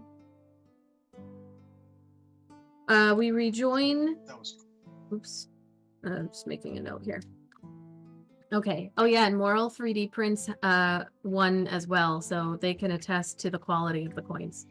All right, so we rejoin you in your tent side inn tent room. Leosin Erlenthar is standing there with you after having greeted you at the bar and asked to speak with you in your room. So he kind of ushers you in, and you close the flap, and he speaks in a low voice to all of you, and he says, I'm glad to see you here, all of you. So I don't know how much you have learned. I have very little time, unfortunately, to speak with you all. There's a lot going on out there, but did want to confirm for you that Varum the White has been seen heading north to the Serpent Hills, probably about a 10-day ago at this point. Traveling with I were several. told this already by the halfling. Okay. Would you like me to stop and leave, or?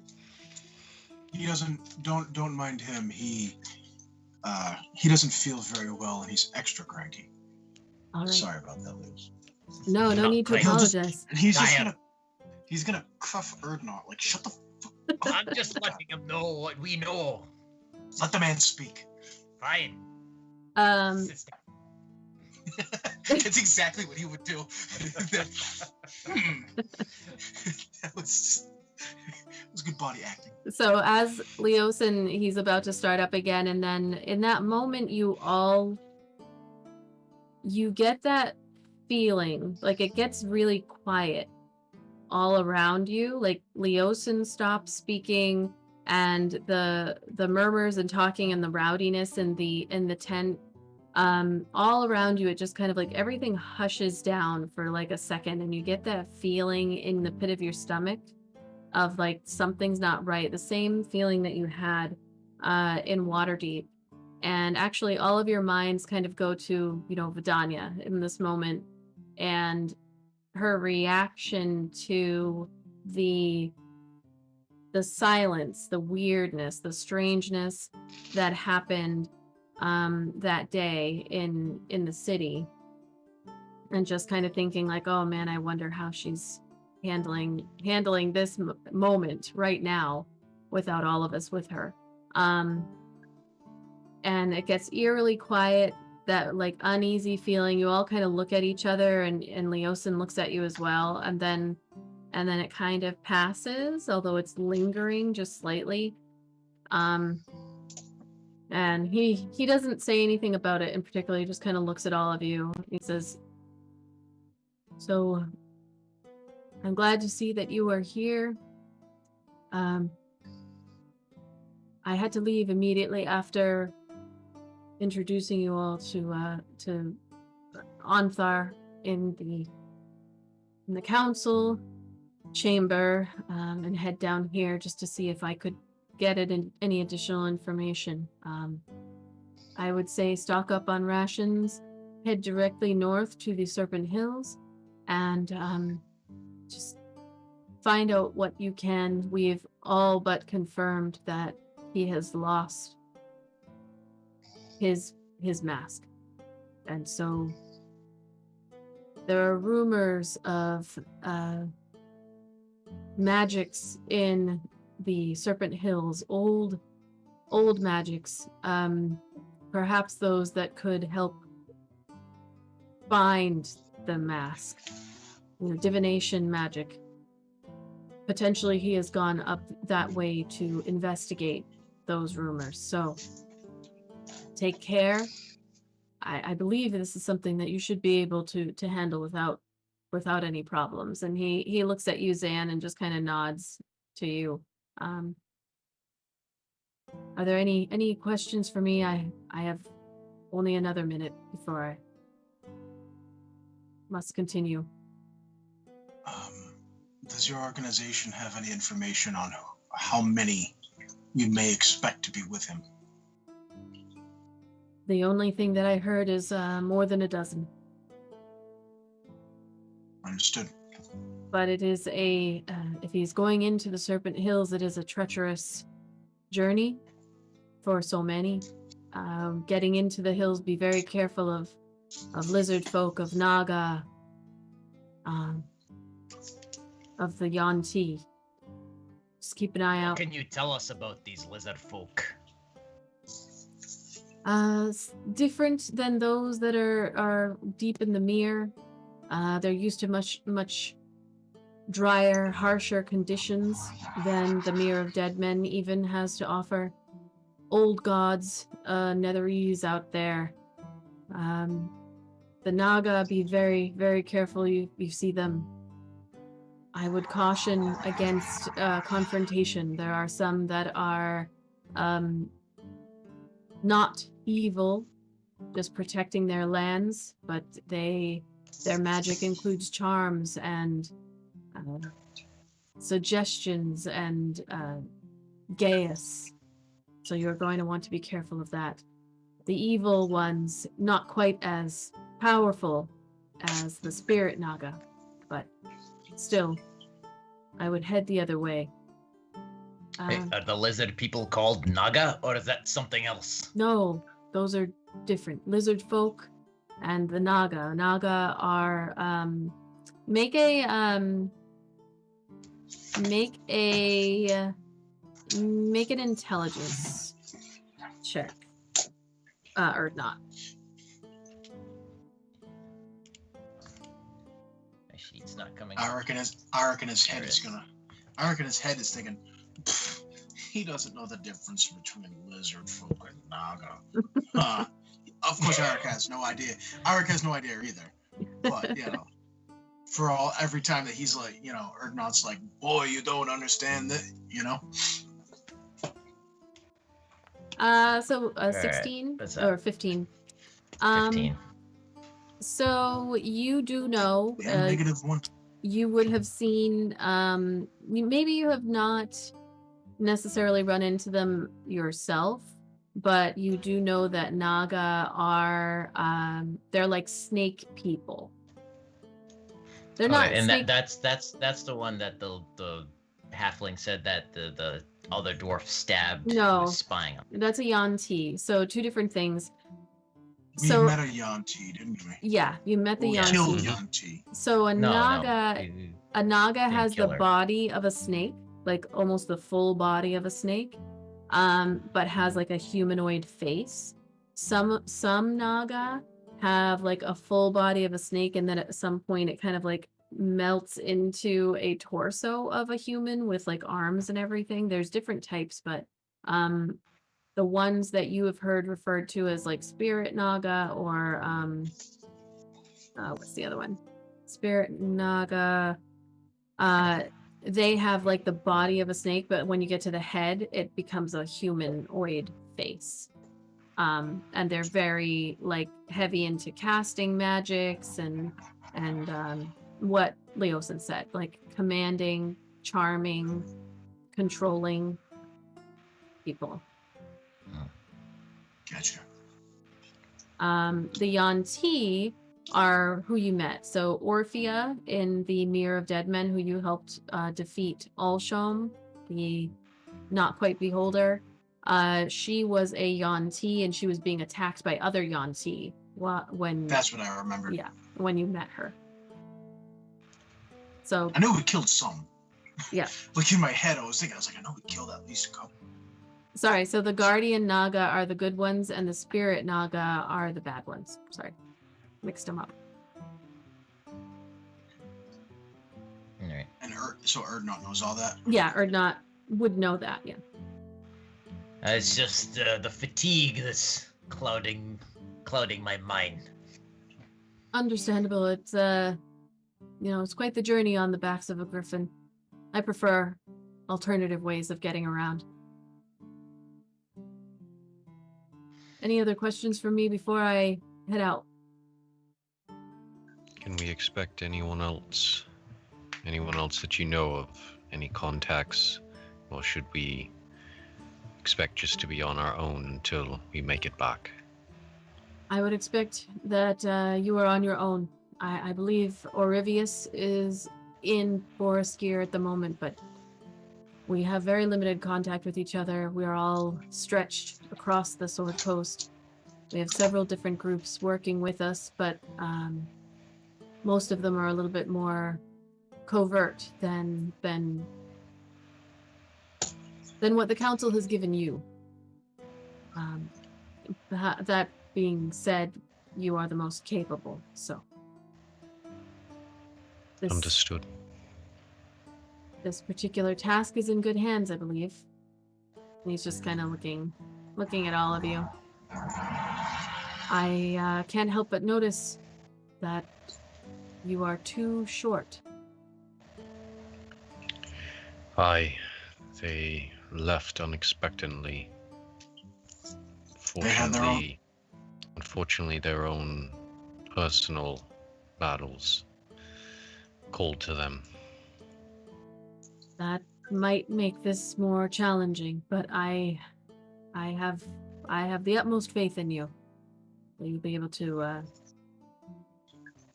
in a best case scenario, get the mask before Varum can.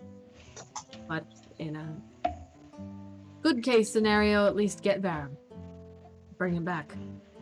I know that Braun Anvil would prefer that he just simply be killed, but if you can bring him back, most of us would prefer that outcome. That is our goal. But barring that, I brought it up at the council, but one last time I'll ask, if we cannot bring him back, if there's no feasible way to bring him back, is it better to leave the enemy on the field to be captured another day, or to be removed from the field completely? Leos, make a persuasion check.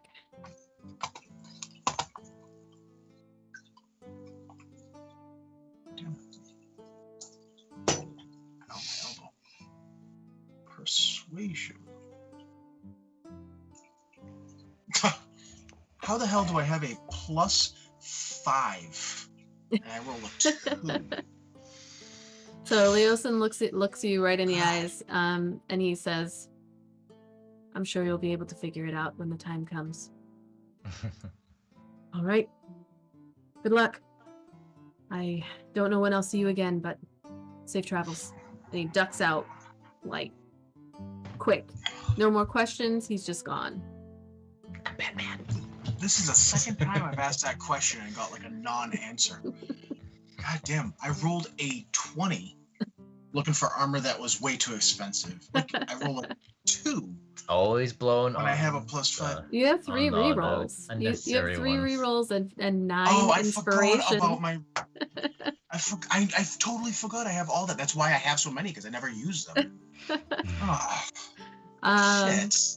I'll do a better job of reminding you all that too. So just so for your benefit, you have the Arik, numbers there. I well, should remember, but I just never damn do. you've got 3 rerolls and 9 inspiration. Micaiah's got 2 rerolls and 6 inspiration. Erdnot has 1 reroll and 5 inspiration, and Zan has 2 rerolls and 5 inspiration. So I wish I My could inspiration. Shit. so anything else before you go to sleep? Arik is just like Terminator 2, just running after Leos. Like, come back! I'm gonna ask you again, but try again. I know, right? All right. Ernot just wants to talk strategy real quick. Okay. We'll say you do that in the morning, so the next day you wake up and you're rested and you're not all wonky in the head from the travel, and you guys are able to talk shop early in the morning. Micaiah's like, I don't know which one of you all it was that was farting all night long, but the quicker we can get this done, the better, so I can get some fresh air. And Arik again is gonna look directly over at Erdnot, because we all know whose stomach was so upset. He's like, I'm not last trying to night. blame anyone in particular. I'm just saying, let's get this done so that I can breathe again. I smelled nothing. Anyways, yes, it was me. But besides that, I think to counter their numbers, we should try to make an alliance with either the lizard folk in these hills or the Slytherin. I forgot their name. The good snake people. The Guardian Naga? Yay. Look at that, Arik's got one in the bag. Leosin did warn us to stay clear of them if possible. Clear of the bad ones. Well, step 1 would be to get up there in the first place and see what we're dealing with. But we know there's going to be more than us. So we either lay an ambush, which I guess depends on the terrain, or we can lay an ambush after making some allies. It's not a bad idea. But I don't think we could go into the we have to stay fluid. I don't think going into the situation expecting allies is going to be a good idea. I never expect allies. Let's get up there and see what happens. I mean, we've made allies with lizard folk before, and it turned out kind of well. Maybe we're not perfectly, but decent.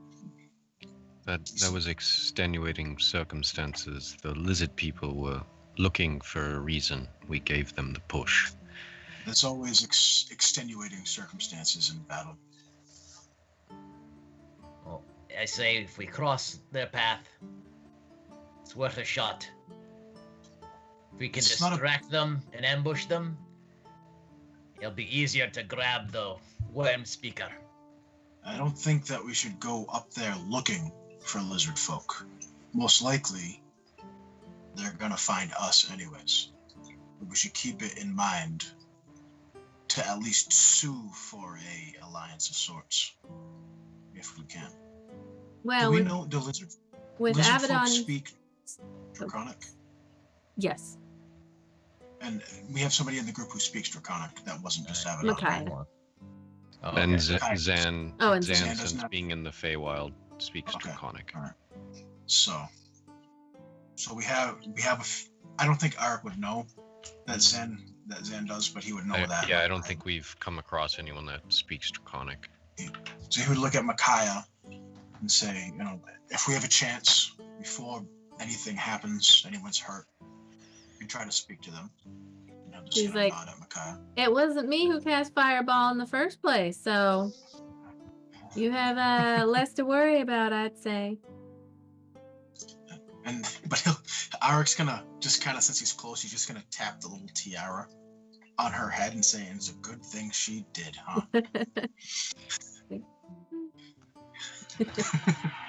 Otherwise, she never would have gotten Bob, and you never would have gotten that tiara. Yeah, it's true. I kind of miss the little bugger. We'll see them again. Hopefully not Bob. Yeah, hopefully. Step one would be to get up there, get a good start this morning. Haul ass. And if we come across any lizard folk before any battle breaks out, we sue for peace, like Erdnot said, and make an alliance, if possible. We I just know have nothing. to be. We have to be wary of their magics, like Leosin said. They will. Before we try, they could try to sway our minds from us. I believe he said that was the Naga. Right? The lizard Naga, folk are one, and the Naga have two different, so these are technically three different factions. So Lizard there's the folk. lizard folk, the Naga, and the Yanti. Three And the different. Yanti, and then the Naga could be possibly split into two further with the Guardian Naga that you said and the Spirit. Yeah, so there Spirit. are Guardian Naga that are good, and then Spirit Naga that are evil. So in terms of like lizard folk, those are tribal from what you all remember. Having met the what was it called? Like the Scaling Claw or something tribe down in the Mirror of Dead Men. And for Yanti, I would say again, Erdnot can give me another intelligence check. See what you know of Yanti being the oldest, being, from this area. And actually, I'm going to have Micaiah make one too. I'm not from this area. You're from the Sword Coast, though. Like, On is, Alright, I was gonna say, I'm like, You'd have a better shot than Arik South. being from yeah, so. thousands of miles away. 18. All right, 18 for you, and I'm gonna have her do My -1 intelligence. a 3. So you also know that, like, yeah, Yanti tend to run in tribal factions, so it's kind of like you could it's not like you'll run into one lizard folk and like all of the lizard folk will be your friends. Like or same thing with Yuan-Ti. Like Yuan-Ti typically are not going to faction with you in any way. You know, they are very religious generally, and they are homogenous. They are not going to partner with you typically. Obviously, you did partner with Orphea, but she had a little bit of a different upbringing than from what she told you all, than, you know, growing up in the tribes in that area, in the Mirror. And as Zan said earlier, extenuating circumstances. Right. So. All right. Do we have enough rations? I think we do. I think we got a shit ton of Yeah. rations, don't we? You have enough. Yeah. But I think you're both correct, Zan and Erkna. In both your ways of thinking. I think we go with Zan's first and try to get through without making contact. And if we do, with the lizard folk at least, we sue for peace and an alliance. What do you think, Micaiah? Just like turn over to Micaiah because she's awfully quiet. Like, I agree. See, Micaiah. With my boyfriend. Yeah, exactly. All right, so it is the 20th of Hammer. And scattered clouds, but mostly clear today. You all get started on your journey, so you head to the north, crossing, actually you'd already crossed the bridge, I would say, past Ball to the north, and as soon as you kind of like exit and find a good area for her to do this, Micaiah is like, okay, I'm gonna try it. And he summons forth Boris. And in a poof of mostly blue, but like it is still rainbow colored glittery dust, but with a very dark blue hue, you see the form of Boris, the mood ring unicorn, appears before you. Very, very dark blue fur on this kind of comical looking donkey. Not like a cartoon, just, you know, very dramatic and exaggerated features on this donkey, with a long carrot tied to just the middle of his forehead with a little string, hempen string that's tied underneath his chin. And he goes, appears, a little fart comes out, smells like peppy cakes right away, and he looks around and he's like, what's going on here? Wait, where did Abaddon go? And Micaiah's like, well, she left. She's left me. Her and Vidania. She like gets a little tear, and Boris is like, so wait, so are you my new master? This is really, I don't know what's going on. Where are we? What is happening? And that is essentially who Boris is now. Oh, as you're that's just doing who he is now. Boris just looks super confused. Everything is like a question. And at a certain point, like, so Micaiah, you know, gets on to him, and he's like, I mean, I guess, like, okay, I'm confused about what's going on now. Like, Abaddon was just here, now she's not here. He doesn't have any hands, but if he did, that's what he would be doing. And then at a certain point, like, as you explain to him what's going on, and he's just super perplexed, he just gets quiet. Then you can hear him kind of talking to him. He's like, I don't know what's happening. She was just here. Now they want us to go. We're gonna go north. We're like, where are we even going? Serpent Hills. We broke the donkey. Hills. What? He broke the magical donkey. He's just traumatized. Just a loop of questions. I Um, wonder how many people. Boris has watched die though. Like, we don't know how old Boris is. Right, like I'm thinking because we just had Aladdin on for the kids. I'm thinking like 10,000 years will leave such a crick in the neck. 10,000 years of watching all my old masses and friends get killed and on adventures. yeah. You know, like. Yep. He's Poor Boris. yeah. So he's very confused. He gets really quiet, but every time you guys talk, he's just like, "What's going on? I don't even know what's happening." Who are you? And Who is it? What does he do? so you all start heading on your way to the north. Erdnot would have summoned Gildan, done the magic hand waving and uttered dwarven enchantments and And a dirt clod. there's my Just pig. a dirt mud clod just appears. Cloud. Dust and circles. Welcome in, Raiders. Thank you for the raid. Hey. League.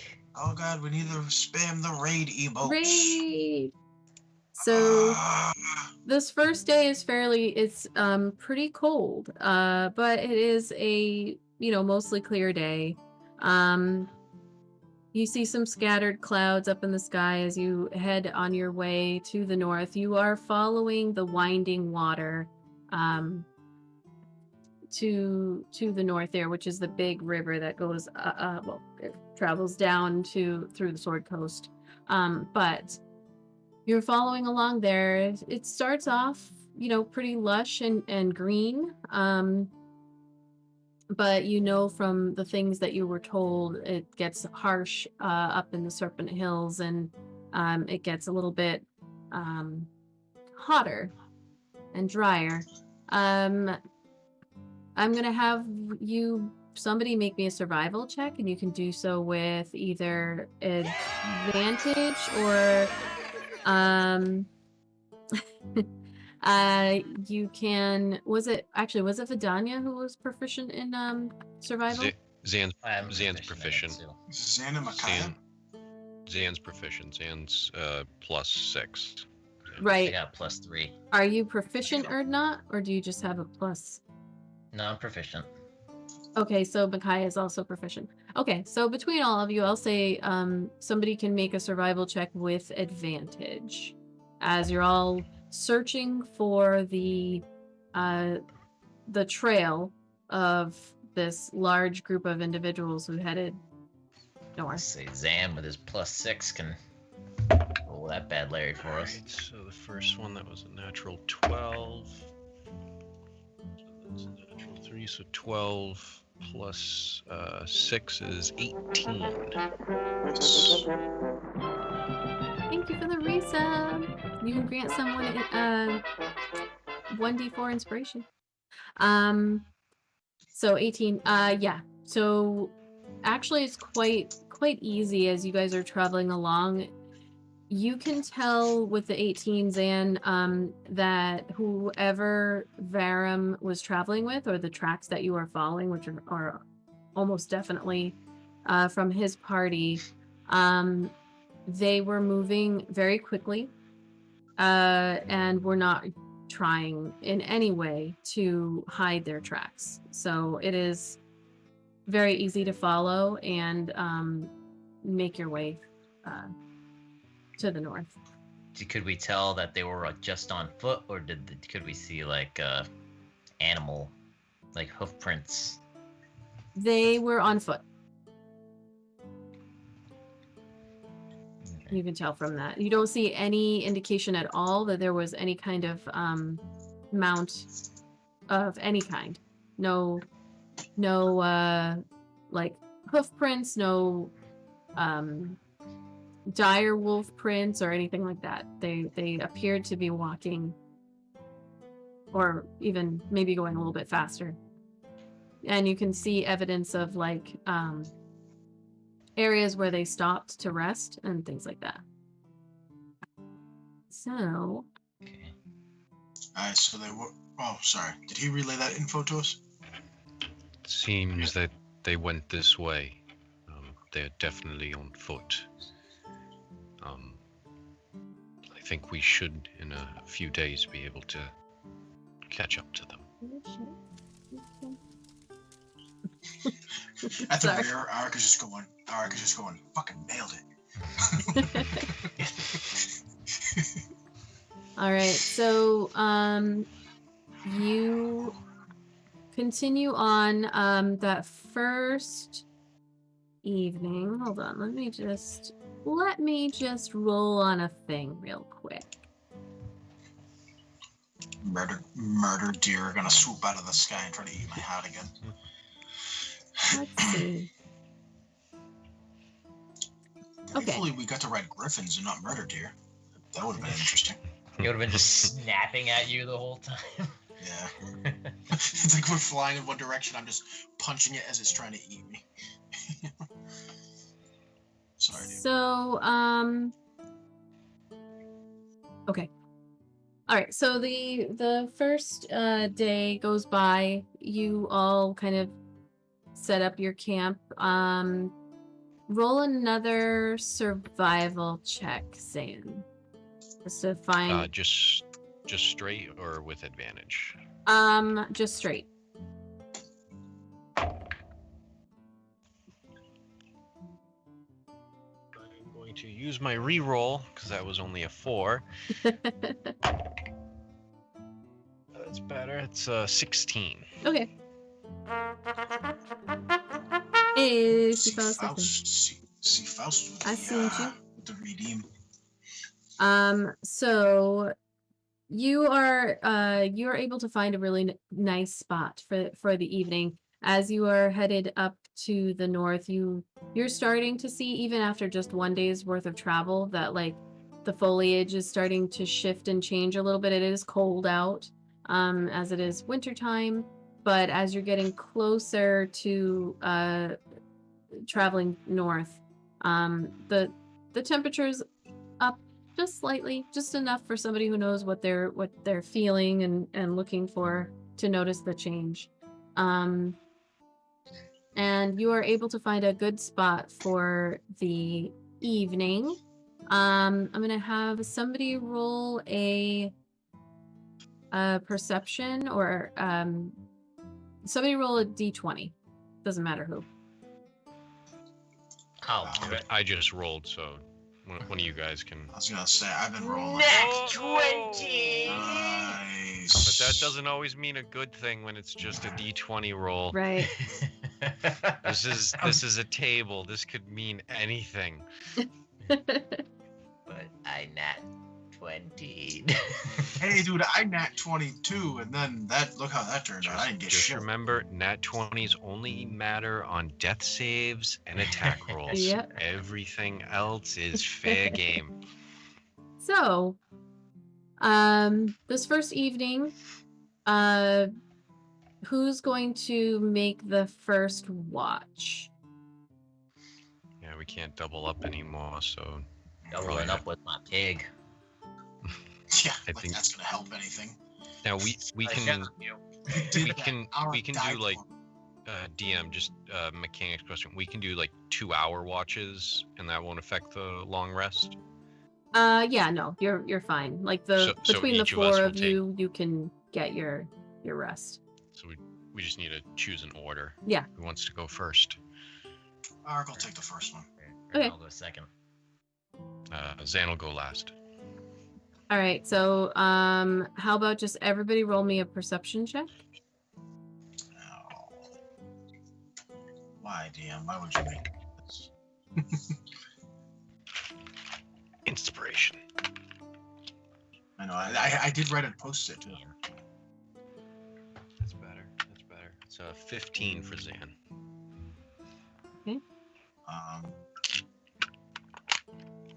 I'm gonna. How many rerolls do I have? You have 3. 3. Now he's super paranoid about being stabbed in his sleeping. Yeah. Ark's gonna. I'll use one of my rerolls and just pray to God that actually rolls better than a 9. So here we go. Nah, it's a 13. Okay. Better, but not great. All right. So, first and second watch, totally just, it's a quiet evening looking out. You're super paranoid. Just because it's been a while since you've been out on the road, and the last time you were, you died. So, you know, he's got his crossbow loaded, and next to him wherever he is, and he's got his sword out and laying next to him. Like he ain't any raccoons that try to sneak up on him. He's getting a fucking bolt and a blade. He's just sweating bullets. yeah, it's a long 2 hours, but it is quiet. That you like anything you hear, you're like, but it's never anything. But Erdnot, on your watch, you and Gildan just happen to, you're kind of like, you know, trying to do a better job this time. Not that it was your fault. Of course it wasn't your fault that Arik was stabbed to death on your watch the last time you guys were all out. It wasn't your fault. But I don't blame myself, no. No, of course not. You would never blame yourself. This is why Erdnot's a grumpy old asshole. But you do find yourself kind of looking over to, you know, just double check, you know, Arik's body. And in doing so, during your watch, you happen to notice that, like, one of your bags starts wriggling. Like, it's wiggle, wiggle, wiggle. And you hear, like, a little crunching noise. And you head over. And luckily, it was you on watch, because you find a little tiny swarm of rats, like tiny as in, like, 4 or 5. That have located. I thought you were gonna say it's the raccoon with the wig. I really thought that was gonna go that way too. They have He's gonna located try and charm you. He's just gonna one of your flap that hair packs back. and have started like chewing in, and we're starting to try to work on eating some of your rations, which you need all of them, being unsure of how long this is going to take and if you're going to get there in time. So you know, you're able to shoo them away before there's any kind of damage. You know, you assume it was Arik's pack, so you're like, well, I'm gonna have to let him know in the morning that he's gonna have to sew this up. But besides that, you didn't lose any food, which was a potential thing. Wait, so for what, this it was my pack, or he thought it was my pack? No, it is your bag. You're sleeping, so it's your bag. The rats had come in, so there's a tear in it. But none of your rations are gone.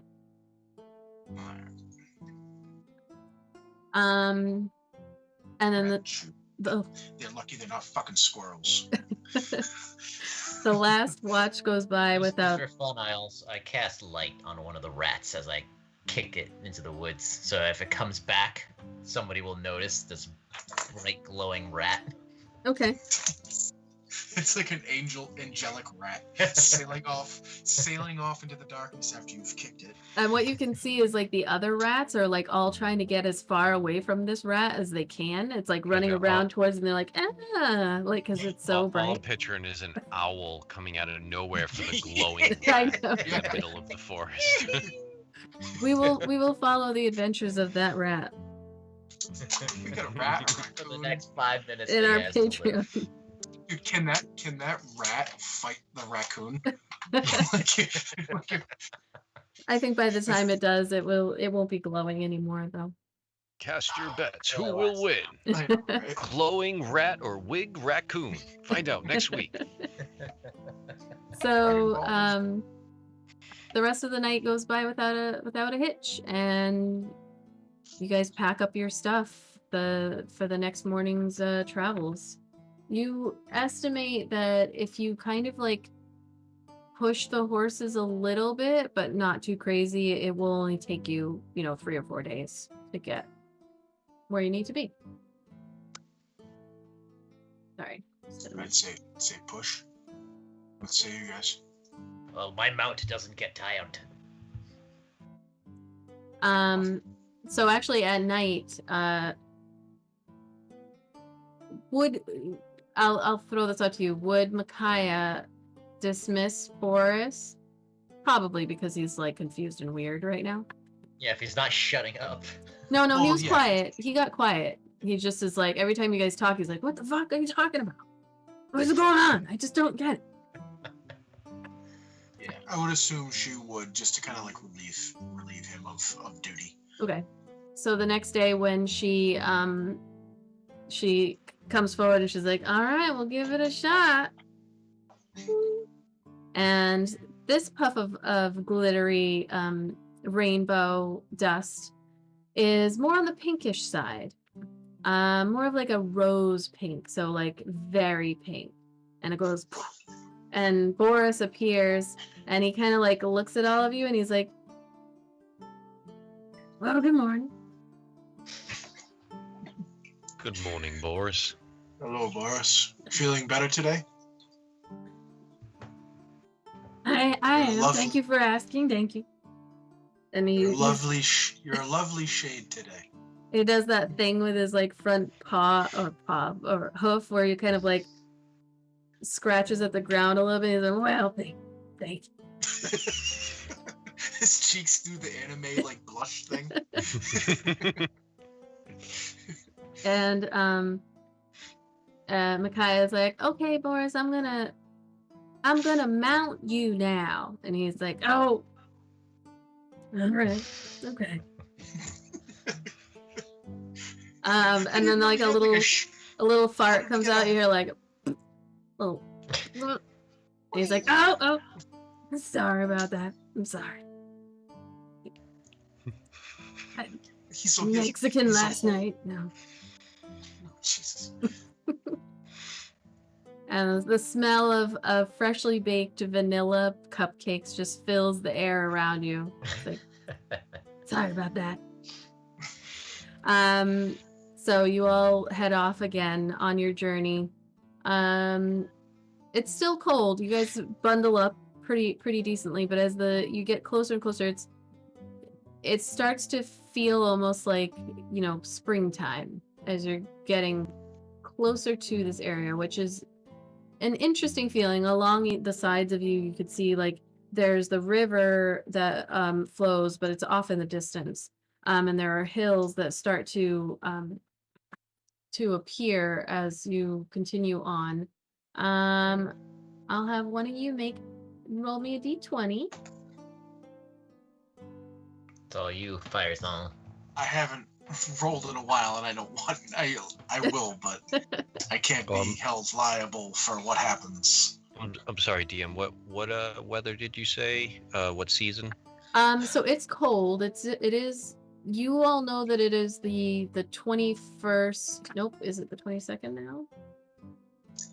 It's the 21st of Hammer, so it's like January. Deep winter. But it had started off really cold, and it's really cold at night, but as you're going along, it starts to get warmer, almost like it's starting to feel like it's in the 30s and 40s now, where it was like 20s when you started. Okay, I was just wondering if just because when the season changes, Zan's appearance changes. Oh, right. No, it's still winter, even if it's still starting winter. to get warmer. Like it's still technically winter season. So Ark rolled a 17 on that d20. 17. Oh yeah, I forgot on the table. It doesn't matter. Yep. What I rolled. Damn. Well, No, I mean it does matter. Well, yeah. With Garaxis, I roll pretty damn well, as long as I'm not trying to melee attack something. But with Arik, I just been rolling like hot shit. Okay. So you all are continuing along, and it's about like mid-afternoon by the time you decide that you're gonna take like a real break. Like you've been eating and letting the horses drink for a bit, but it's like maybe 3-4 o'clock in the afternoon by the time you're like, okay, we're gonna start looking for a place to settle down for the night. And as you are walking along with your horses, you see off in the distance, like heading in your direction, a little tiny figure. You're not on a road per se, but you're definitely wandering along a path. You're following the very clear path of Varum and his consort there. And you can see that this figure kind of like weaving its way as it gets closer. Who's heading up your group here? Who'd be in the front? Part of me wants to say Micaiah, just because she's not here, but it's up to you guys. Usually Zen is usually out in front. Probably Zan, because he has the highest, I think, perception, right? No, and he's like the best tracker too. So. Okay, Zan, make me a Then perception check. Usually Erdnot's behind him. Let's see, 19. So as you start to get closer, you see that this small figure, as you're getting the gap between you is closing. It looks to be a child, just a human child. Maybe if you had to guess, like 4 or 5 years old, just kind of walking, swaying a little bit as they walk and coming in your direction. Probably about 50, 60 feet away at the point where you're like, okay, that is definitely a human person. There seems to be a child in the road up ahead. Can Zen look around on the sides of the road? Does anything seem off? Looking around, all you can see is, just wilderness. Nothing seems to be unusual other than this kid walking in your direction. Throw a rock at it. See if it's an illusion. Don't throw a rock at the child. Guy's like, Ernie! Arik will dismount his horse. Start walking, in range of everybody, so they all see what he's, you know what I mean? He'll start walking slowly towards the child. Does the child look hurt? You said weaving, like, is it? Just kind of like staring forward and walking, but with like a little sway in its step. As you get closer, you do see smudges and like dirt on the child's face, but no indication that they're hurt. But what you also notice is that they don't seem to have acknowledged any of you in any way. So they're just kind of walking in your direction, staring forward, and just kind of swaying as they go. And how far away? Now like 20 feet. Like they're like, you guys are just walking towards each other, and they're like right there. Okay. And Zan and Arik are still fairly close, right? Like Arik had walked in front of Zan, but not like super far away or anything. Arik will just kind of look over his shoulder at Zan, like with that look in his face, like if anything crazy happens, you know what to do. Like Arik obviously doesn't want the kid to get murked, but like don't let Arik die again. So Zen's keeping an eye. So the gap closes, and the kid, the child, just continues on and not looking at, like looking almost through you, is headed directly for you. Is not weaving away, is not stepping out of the way. Jesus Christ, I almost don't want to touch it because I'm like afraid that it's gonna do something. Like it's gonna change into like a fucking kid, like eat me. Arik will step close and very gently touch like the shoulder as if to spin the child around gently, not forcefully or anything like that. Okay. To Arik, the child obviously seems like they're shell shocked or something. Did you say it was like dirt smudges? Yeah. Does it look like maybe ash or anything? Like, is there blood on the child's clothes? Make a perception check. I am going to be 5 feet away from this child and not be able to tell. That's a 3. So Yeah, I'm gonna try to re-roll that. I guess I'll use a re-roll because I have them. okay. Please, dice gods, let this be decent. Oh, the dice gods. Okay. So you reach out and you go to put your hand on the child's shoulder and trying to get a look to see, like, are they hurt? Is there smudges on the face? Or is it ash? Is it dirt? And the moment your hand touches the child, they're gone. I knew it. I used a re-roll on a ghost.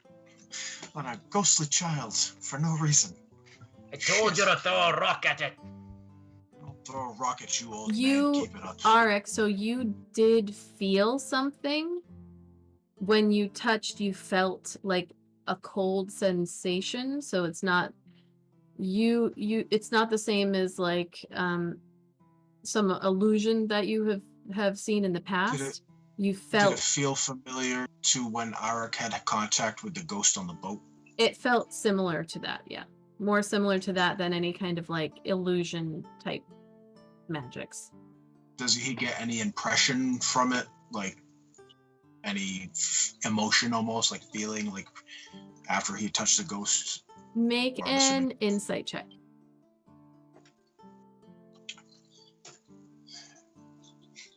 I'm just... that's a 17. Okay. I'll say for a second, just a split second, and you find yourself wondering, even as it's happening, if this is because you've had experience with a ghost before, or because you've died and become a ghost yourself in a way. But for just a second, you feel a sense of like loss and confusion kind of mixed together. And it's very overwhelming, but it's so fast that you almost like don't have time to really grasp it. And it's just gone. The instant that the child disappeared, they looked very real. Back. I have to change venues. Oh, no problem. Right back. And everyone saw this happen, including Zan? Yeah. Everyone saw it. You hear Micaiah actually, it's just kind of gasps too. She's like, she's like, boyfriend, turn around so I can see your face. Arik will turn around. It's like, just walk. Just... It happened again. I'm just kidding.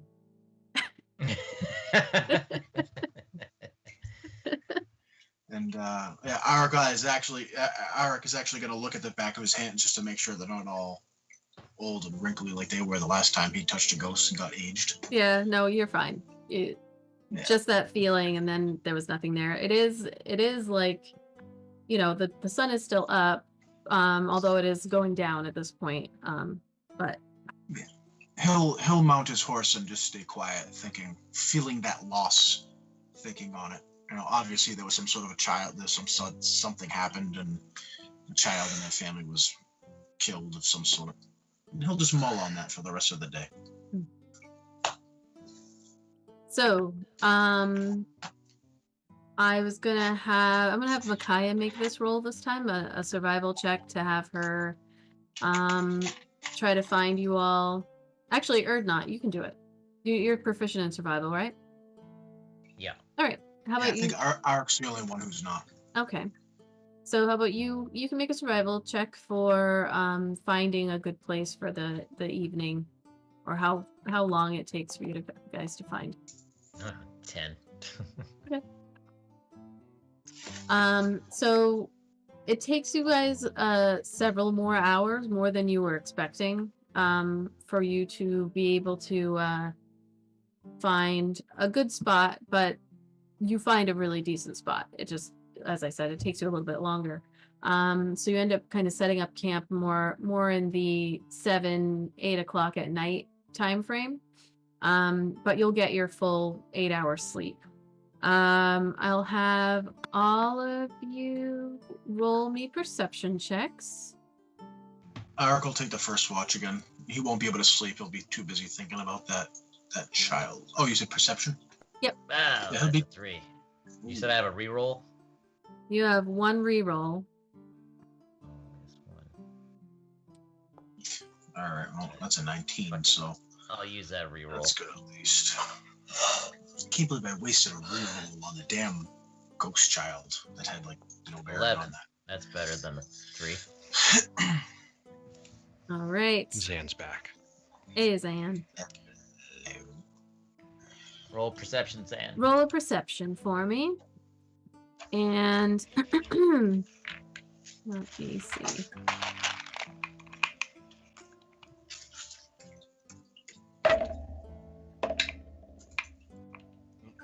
Re-roll that because that was on a slant, even though that was a nice 17. Wouldn't be fair. Oh, that's a 16. So perception, that's a 22. Okay. So you. Oops, that's not what I want. I want. Let me...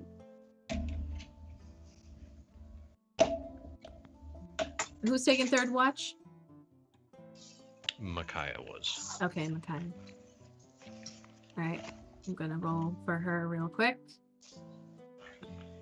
And she is actually going to probably wild shape into a dog. So, okay, yeah, so she sees that. Okay. Oh yeah, that's something we forgot about because her senses go up. Yep, she Correct. gets Oh, shit. a advantage on her perception rolls. We got to keep that in mind. I totally forgot about that. So, the rest of you, your watch goes by fine.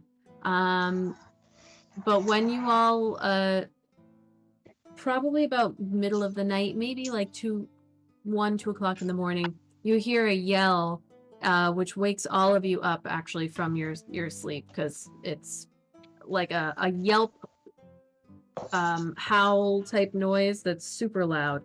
And you see Micaiah in her wolf form.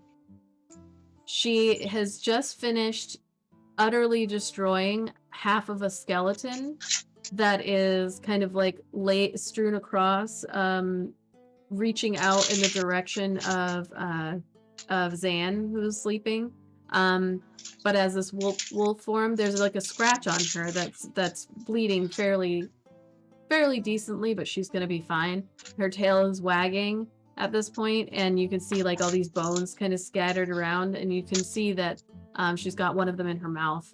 And putting everything together, you because she doesn't want to get out of her beast shape, you guys kind of gather that there was a half of a skeleton, an animated skeleton that had crawled its way into your campsite, and the perfect individual to be watching was Micaiah, who maybe was caught a little bit by surprise, but ultimately very quickly took care of this skeleton. And then you've got extra bones. That's some For Legend her. of Zelda shit. Yeah, Chew-Toy. Exactly. Yeah. Random skeleton coming at night. Spooky skeletons and showers up their stuff. It's one of the boys' favorite songs. So the rest of the evening goes by without any problems. When Micaiah wakes up in the morning, she kind of gathers up the pieces of bone, which I will add to her inventory. She's like, anybody else want any? Uh, All No, right. thank you, Micaiah. all good. Nobody? Eric will take one. Okay. Eric is gonna take like a, I don't know. He'll take a I don't know. You said it was half skeleton. Yeah, like the upper half. All right. Yeah, he'll take something. He'll take like an arm bone or some sort. All right. All right, so it is the 20. Yeah. See, Cheese Cat's got it. Cheese Cat will take some teeth. Take the teeth. So the weather seems to be holding up as you guys mount again and head off. Now it's getting even warmer, and as you get closer, you can see that the trail is continuing northeast, and you begin to see these rocky hills and ravines are starting to overtake some of the landscape in the area. It begins to kind of like expand out, almost like a I mean, I've never been, but if you picture kind of like parts of Arizona where it starts to become like rocky, but also like areas where there seems to be nothing at all, and like trees are starting to dot the areas. You begin to get even closer to what you imagine to be the Serpent Hills. And off to your west, like the northwest, it begins to shift into like an even larger space. And Erdnot and Micaiah both would know that to be known as the High Moor off to your west. And So you see that? Did you describe that as like almost like Arizona, like the scrubland or whatever? Like yeah.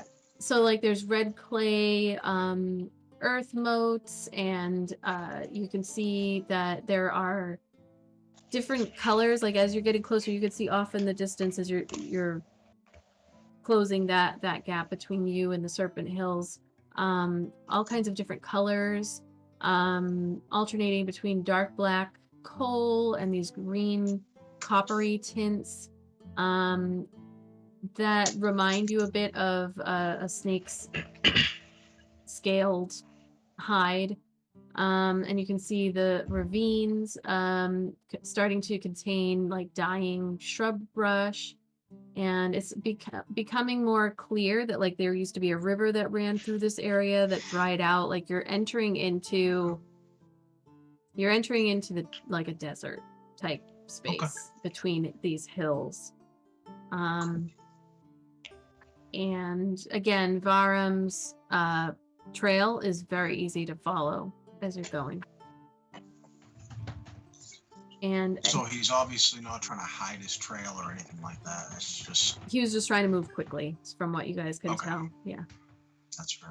Have we come across any of like their used campsites? Or have they just been like going full bore for 10 days? So no, they couldn't. They'd be dead people on the road. Make an investigation check. And I'll say this will be the last check of the night, and then we will wait for Anna to come back. Oh, Jesus. You have come across their... I only get one. I rolled a NAT20. I can only get one good roll per night now. I'm gonna change the color of these dice in Foundry. I think this, because they're not real dice, like I can't just like switch them out. I think I'll switch out the color. Yeah. I think this color is officially cursed. Dice jail color. Yep. So you do come across the remains of their campsites as you're going. You can tell from that they weren't able to travel as quickly as you all, obviously, with your horses. But it's really hard to tell like how many of them there are. You can tell that like people had been eating. There's evidence of like it being cooking fire and remnants of people eating, but it's hard to tell how many of them were eating. It's difficult to determine like who he's traveling with. If you're thinking like, oh, the undead skeleton or whatever, like, is that part of it? It's really hard to tell.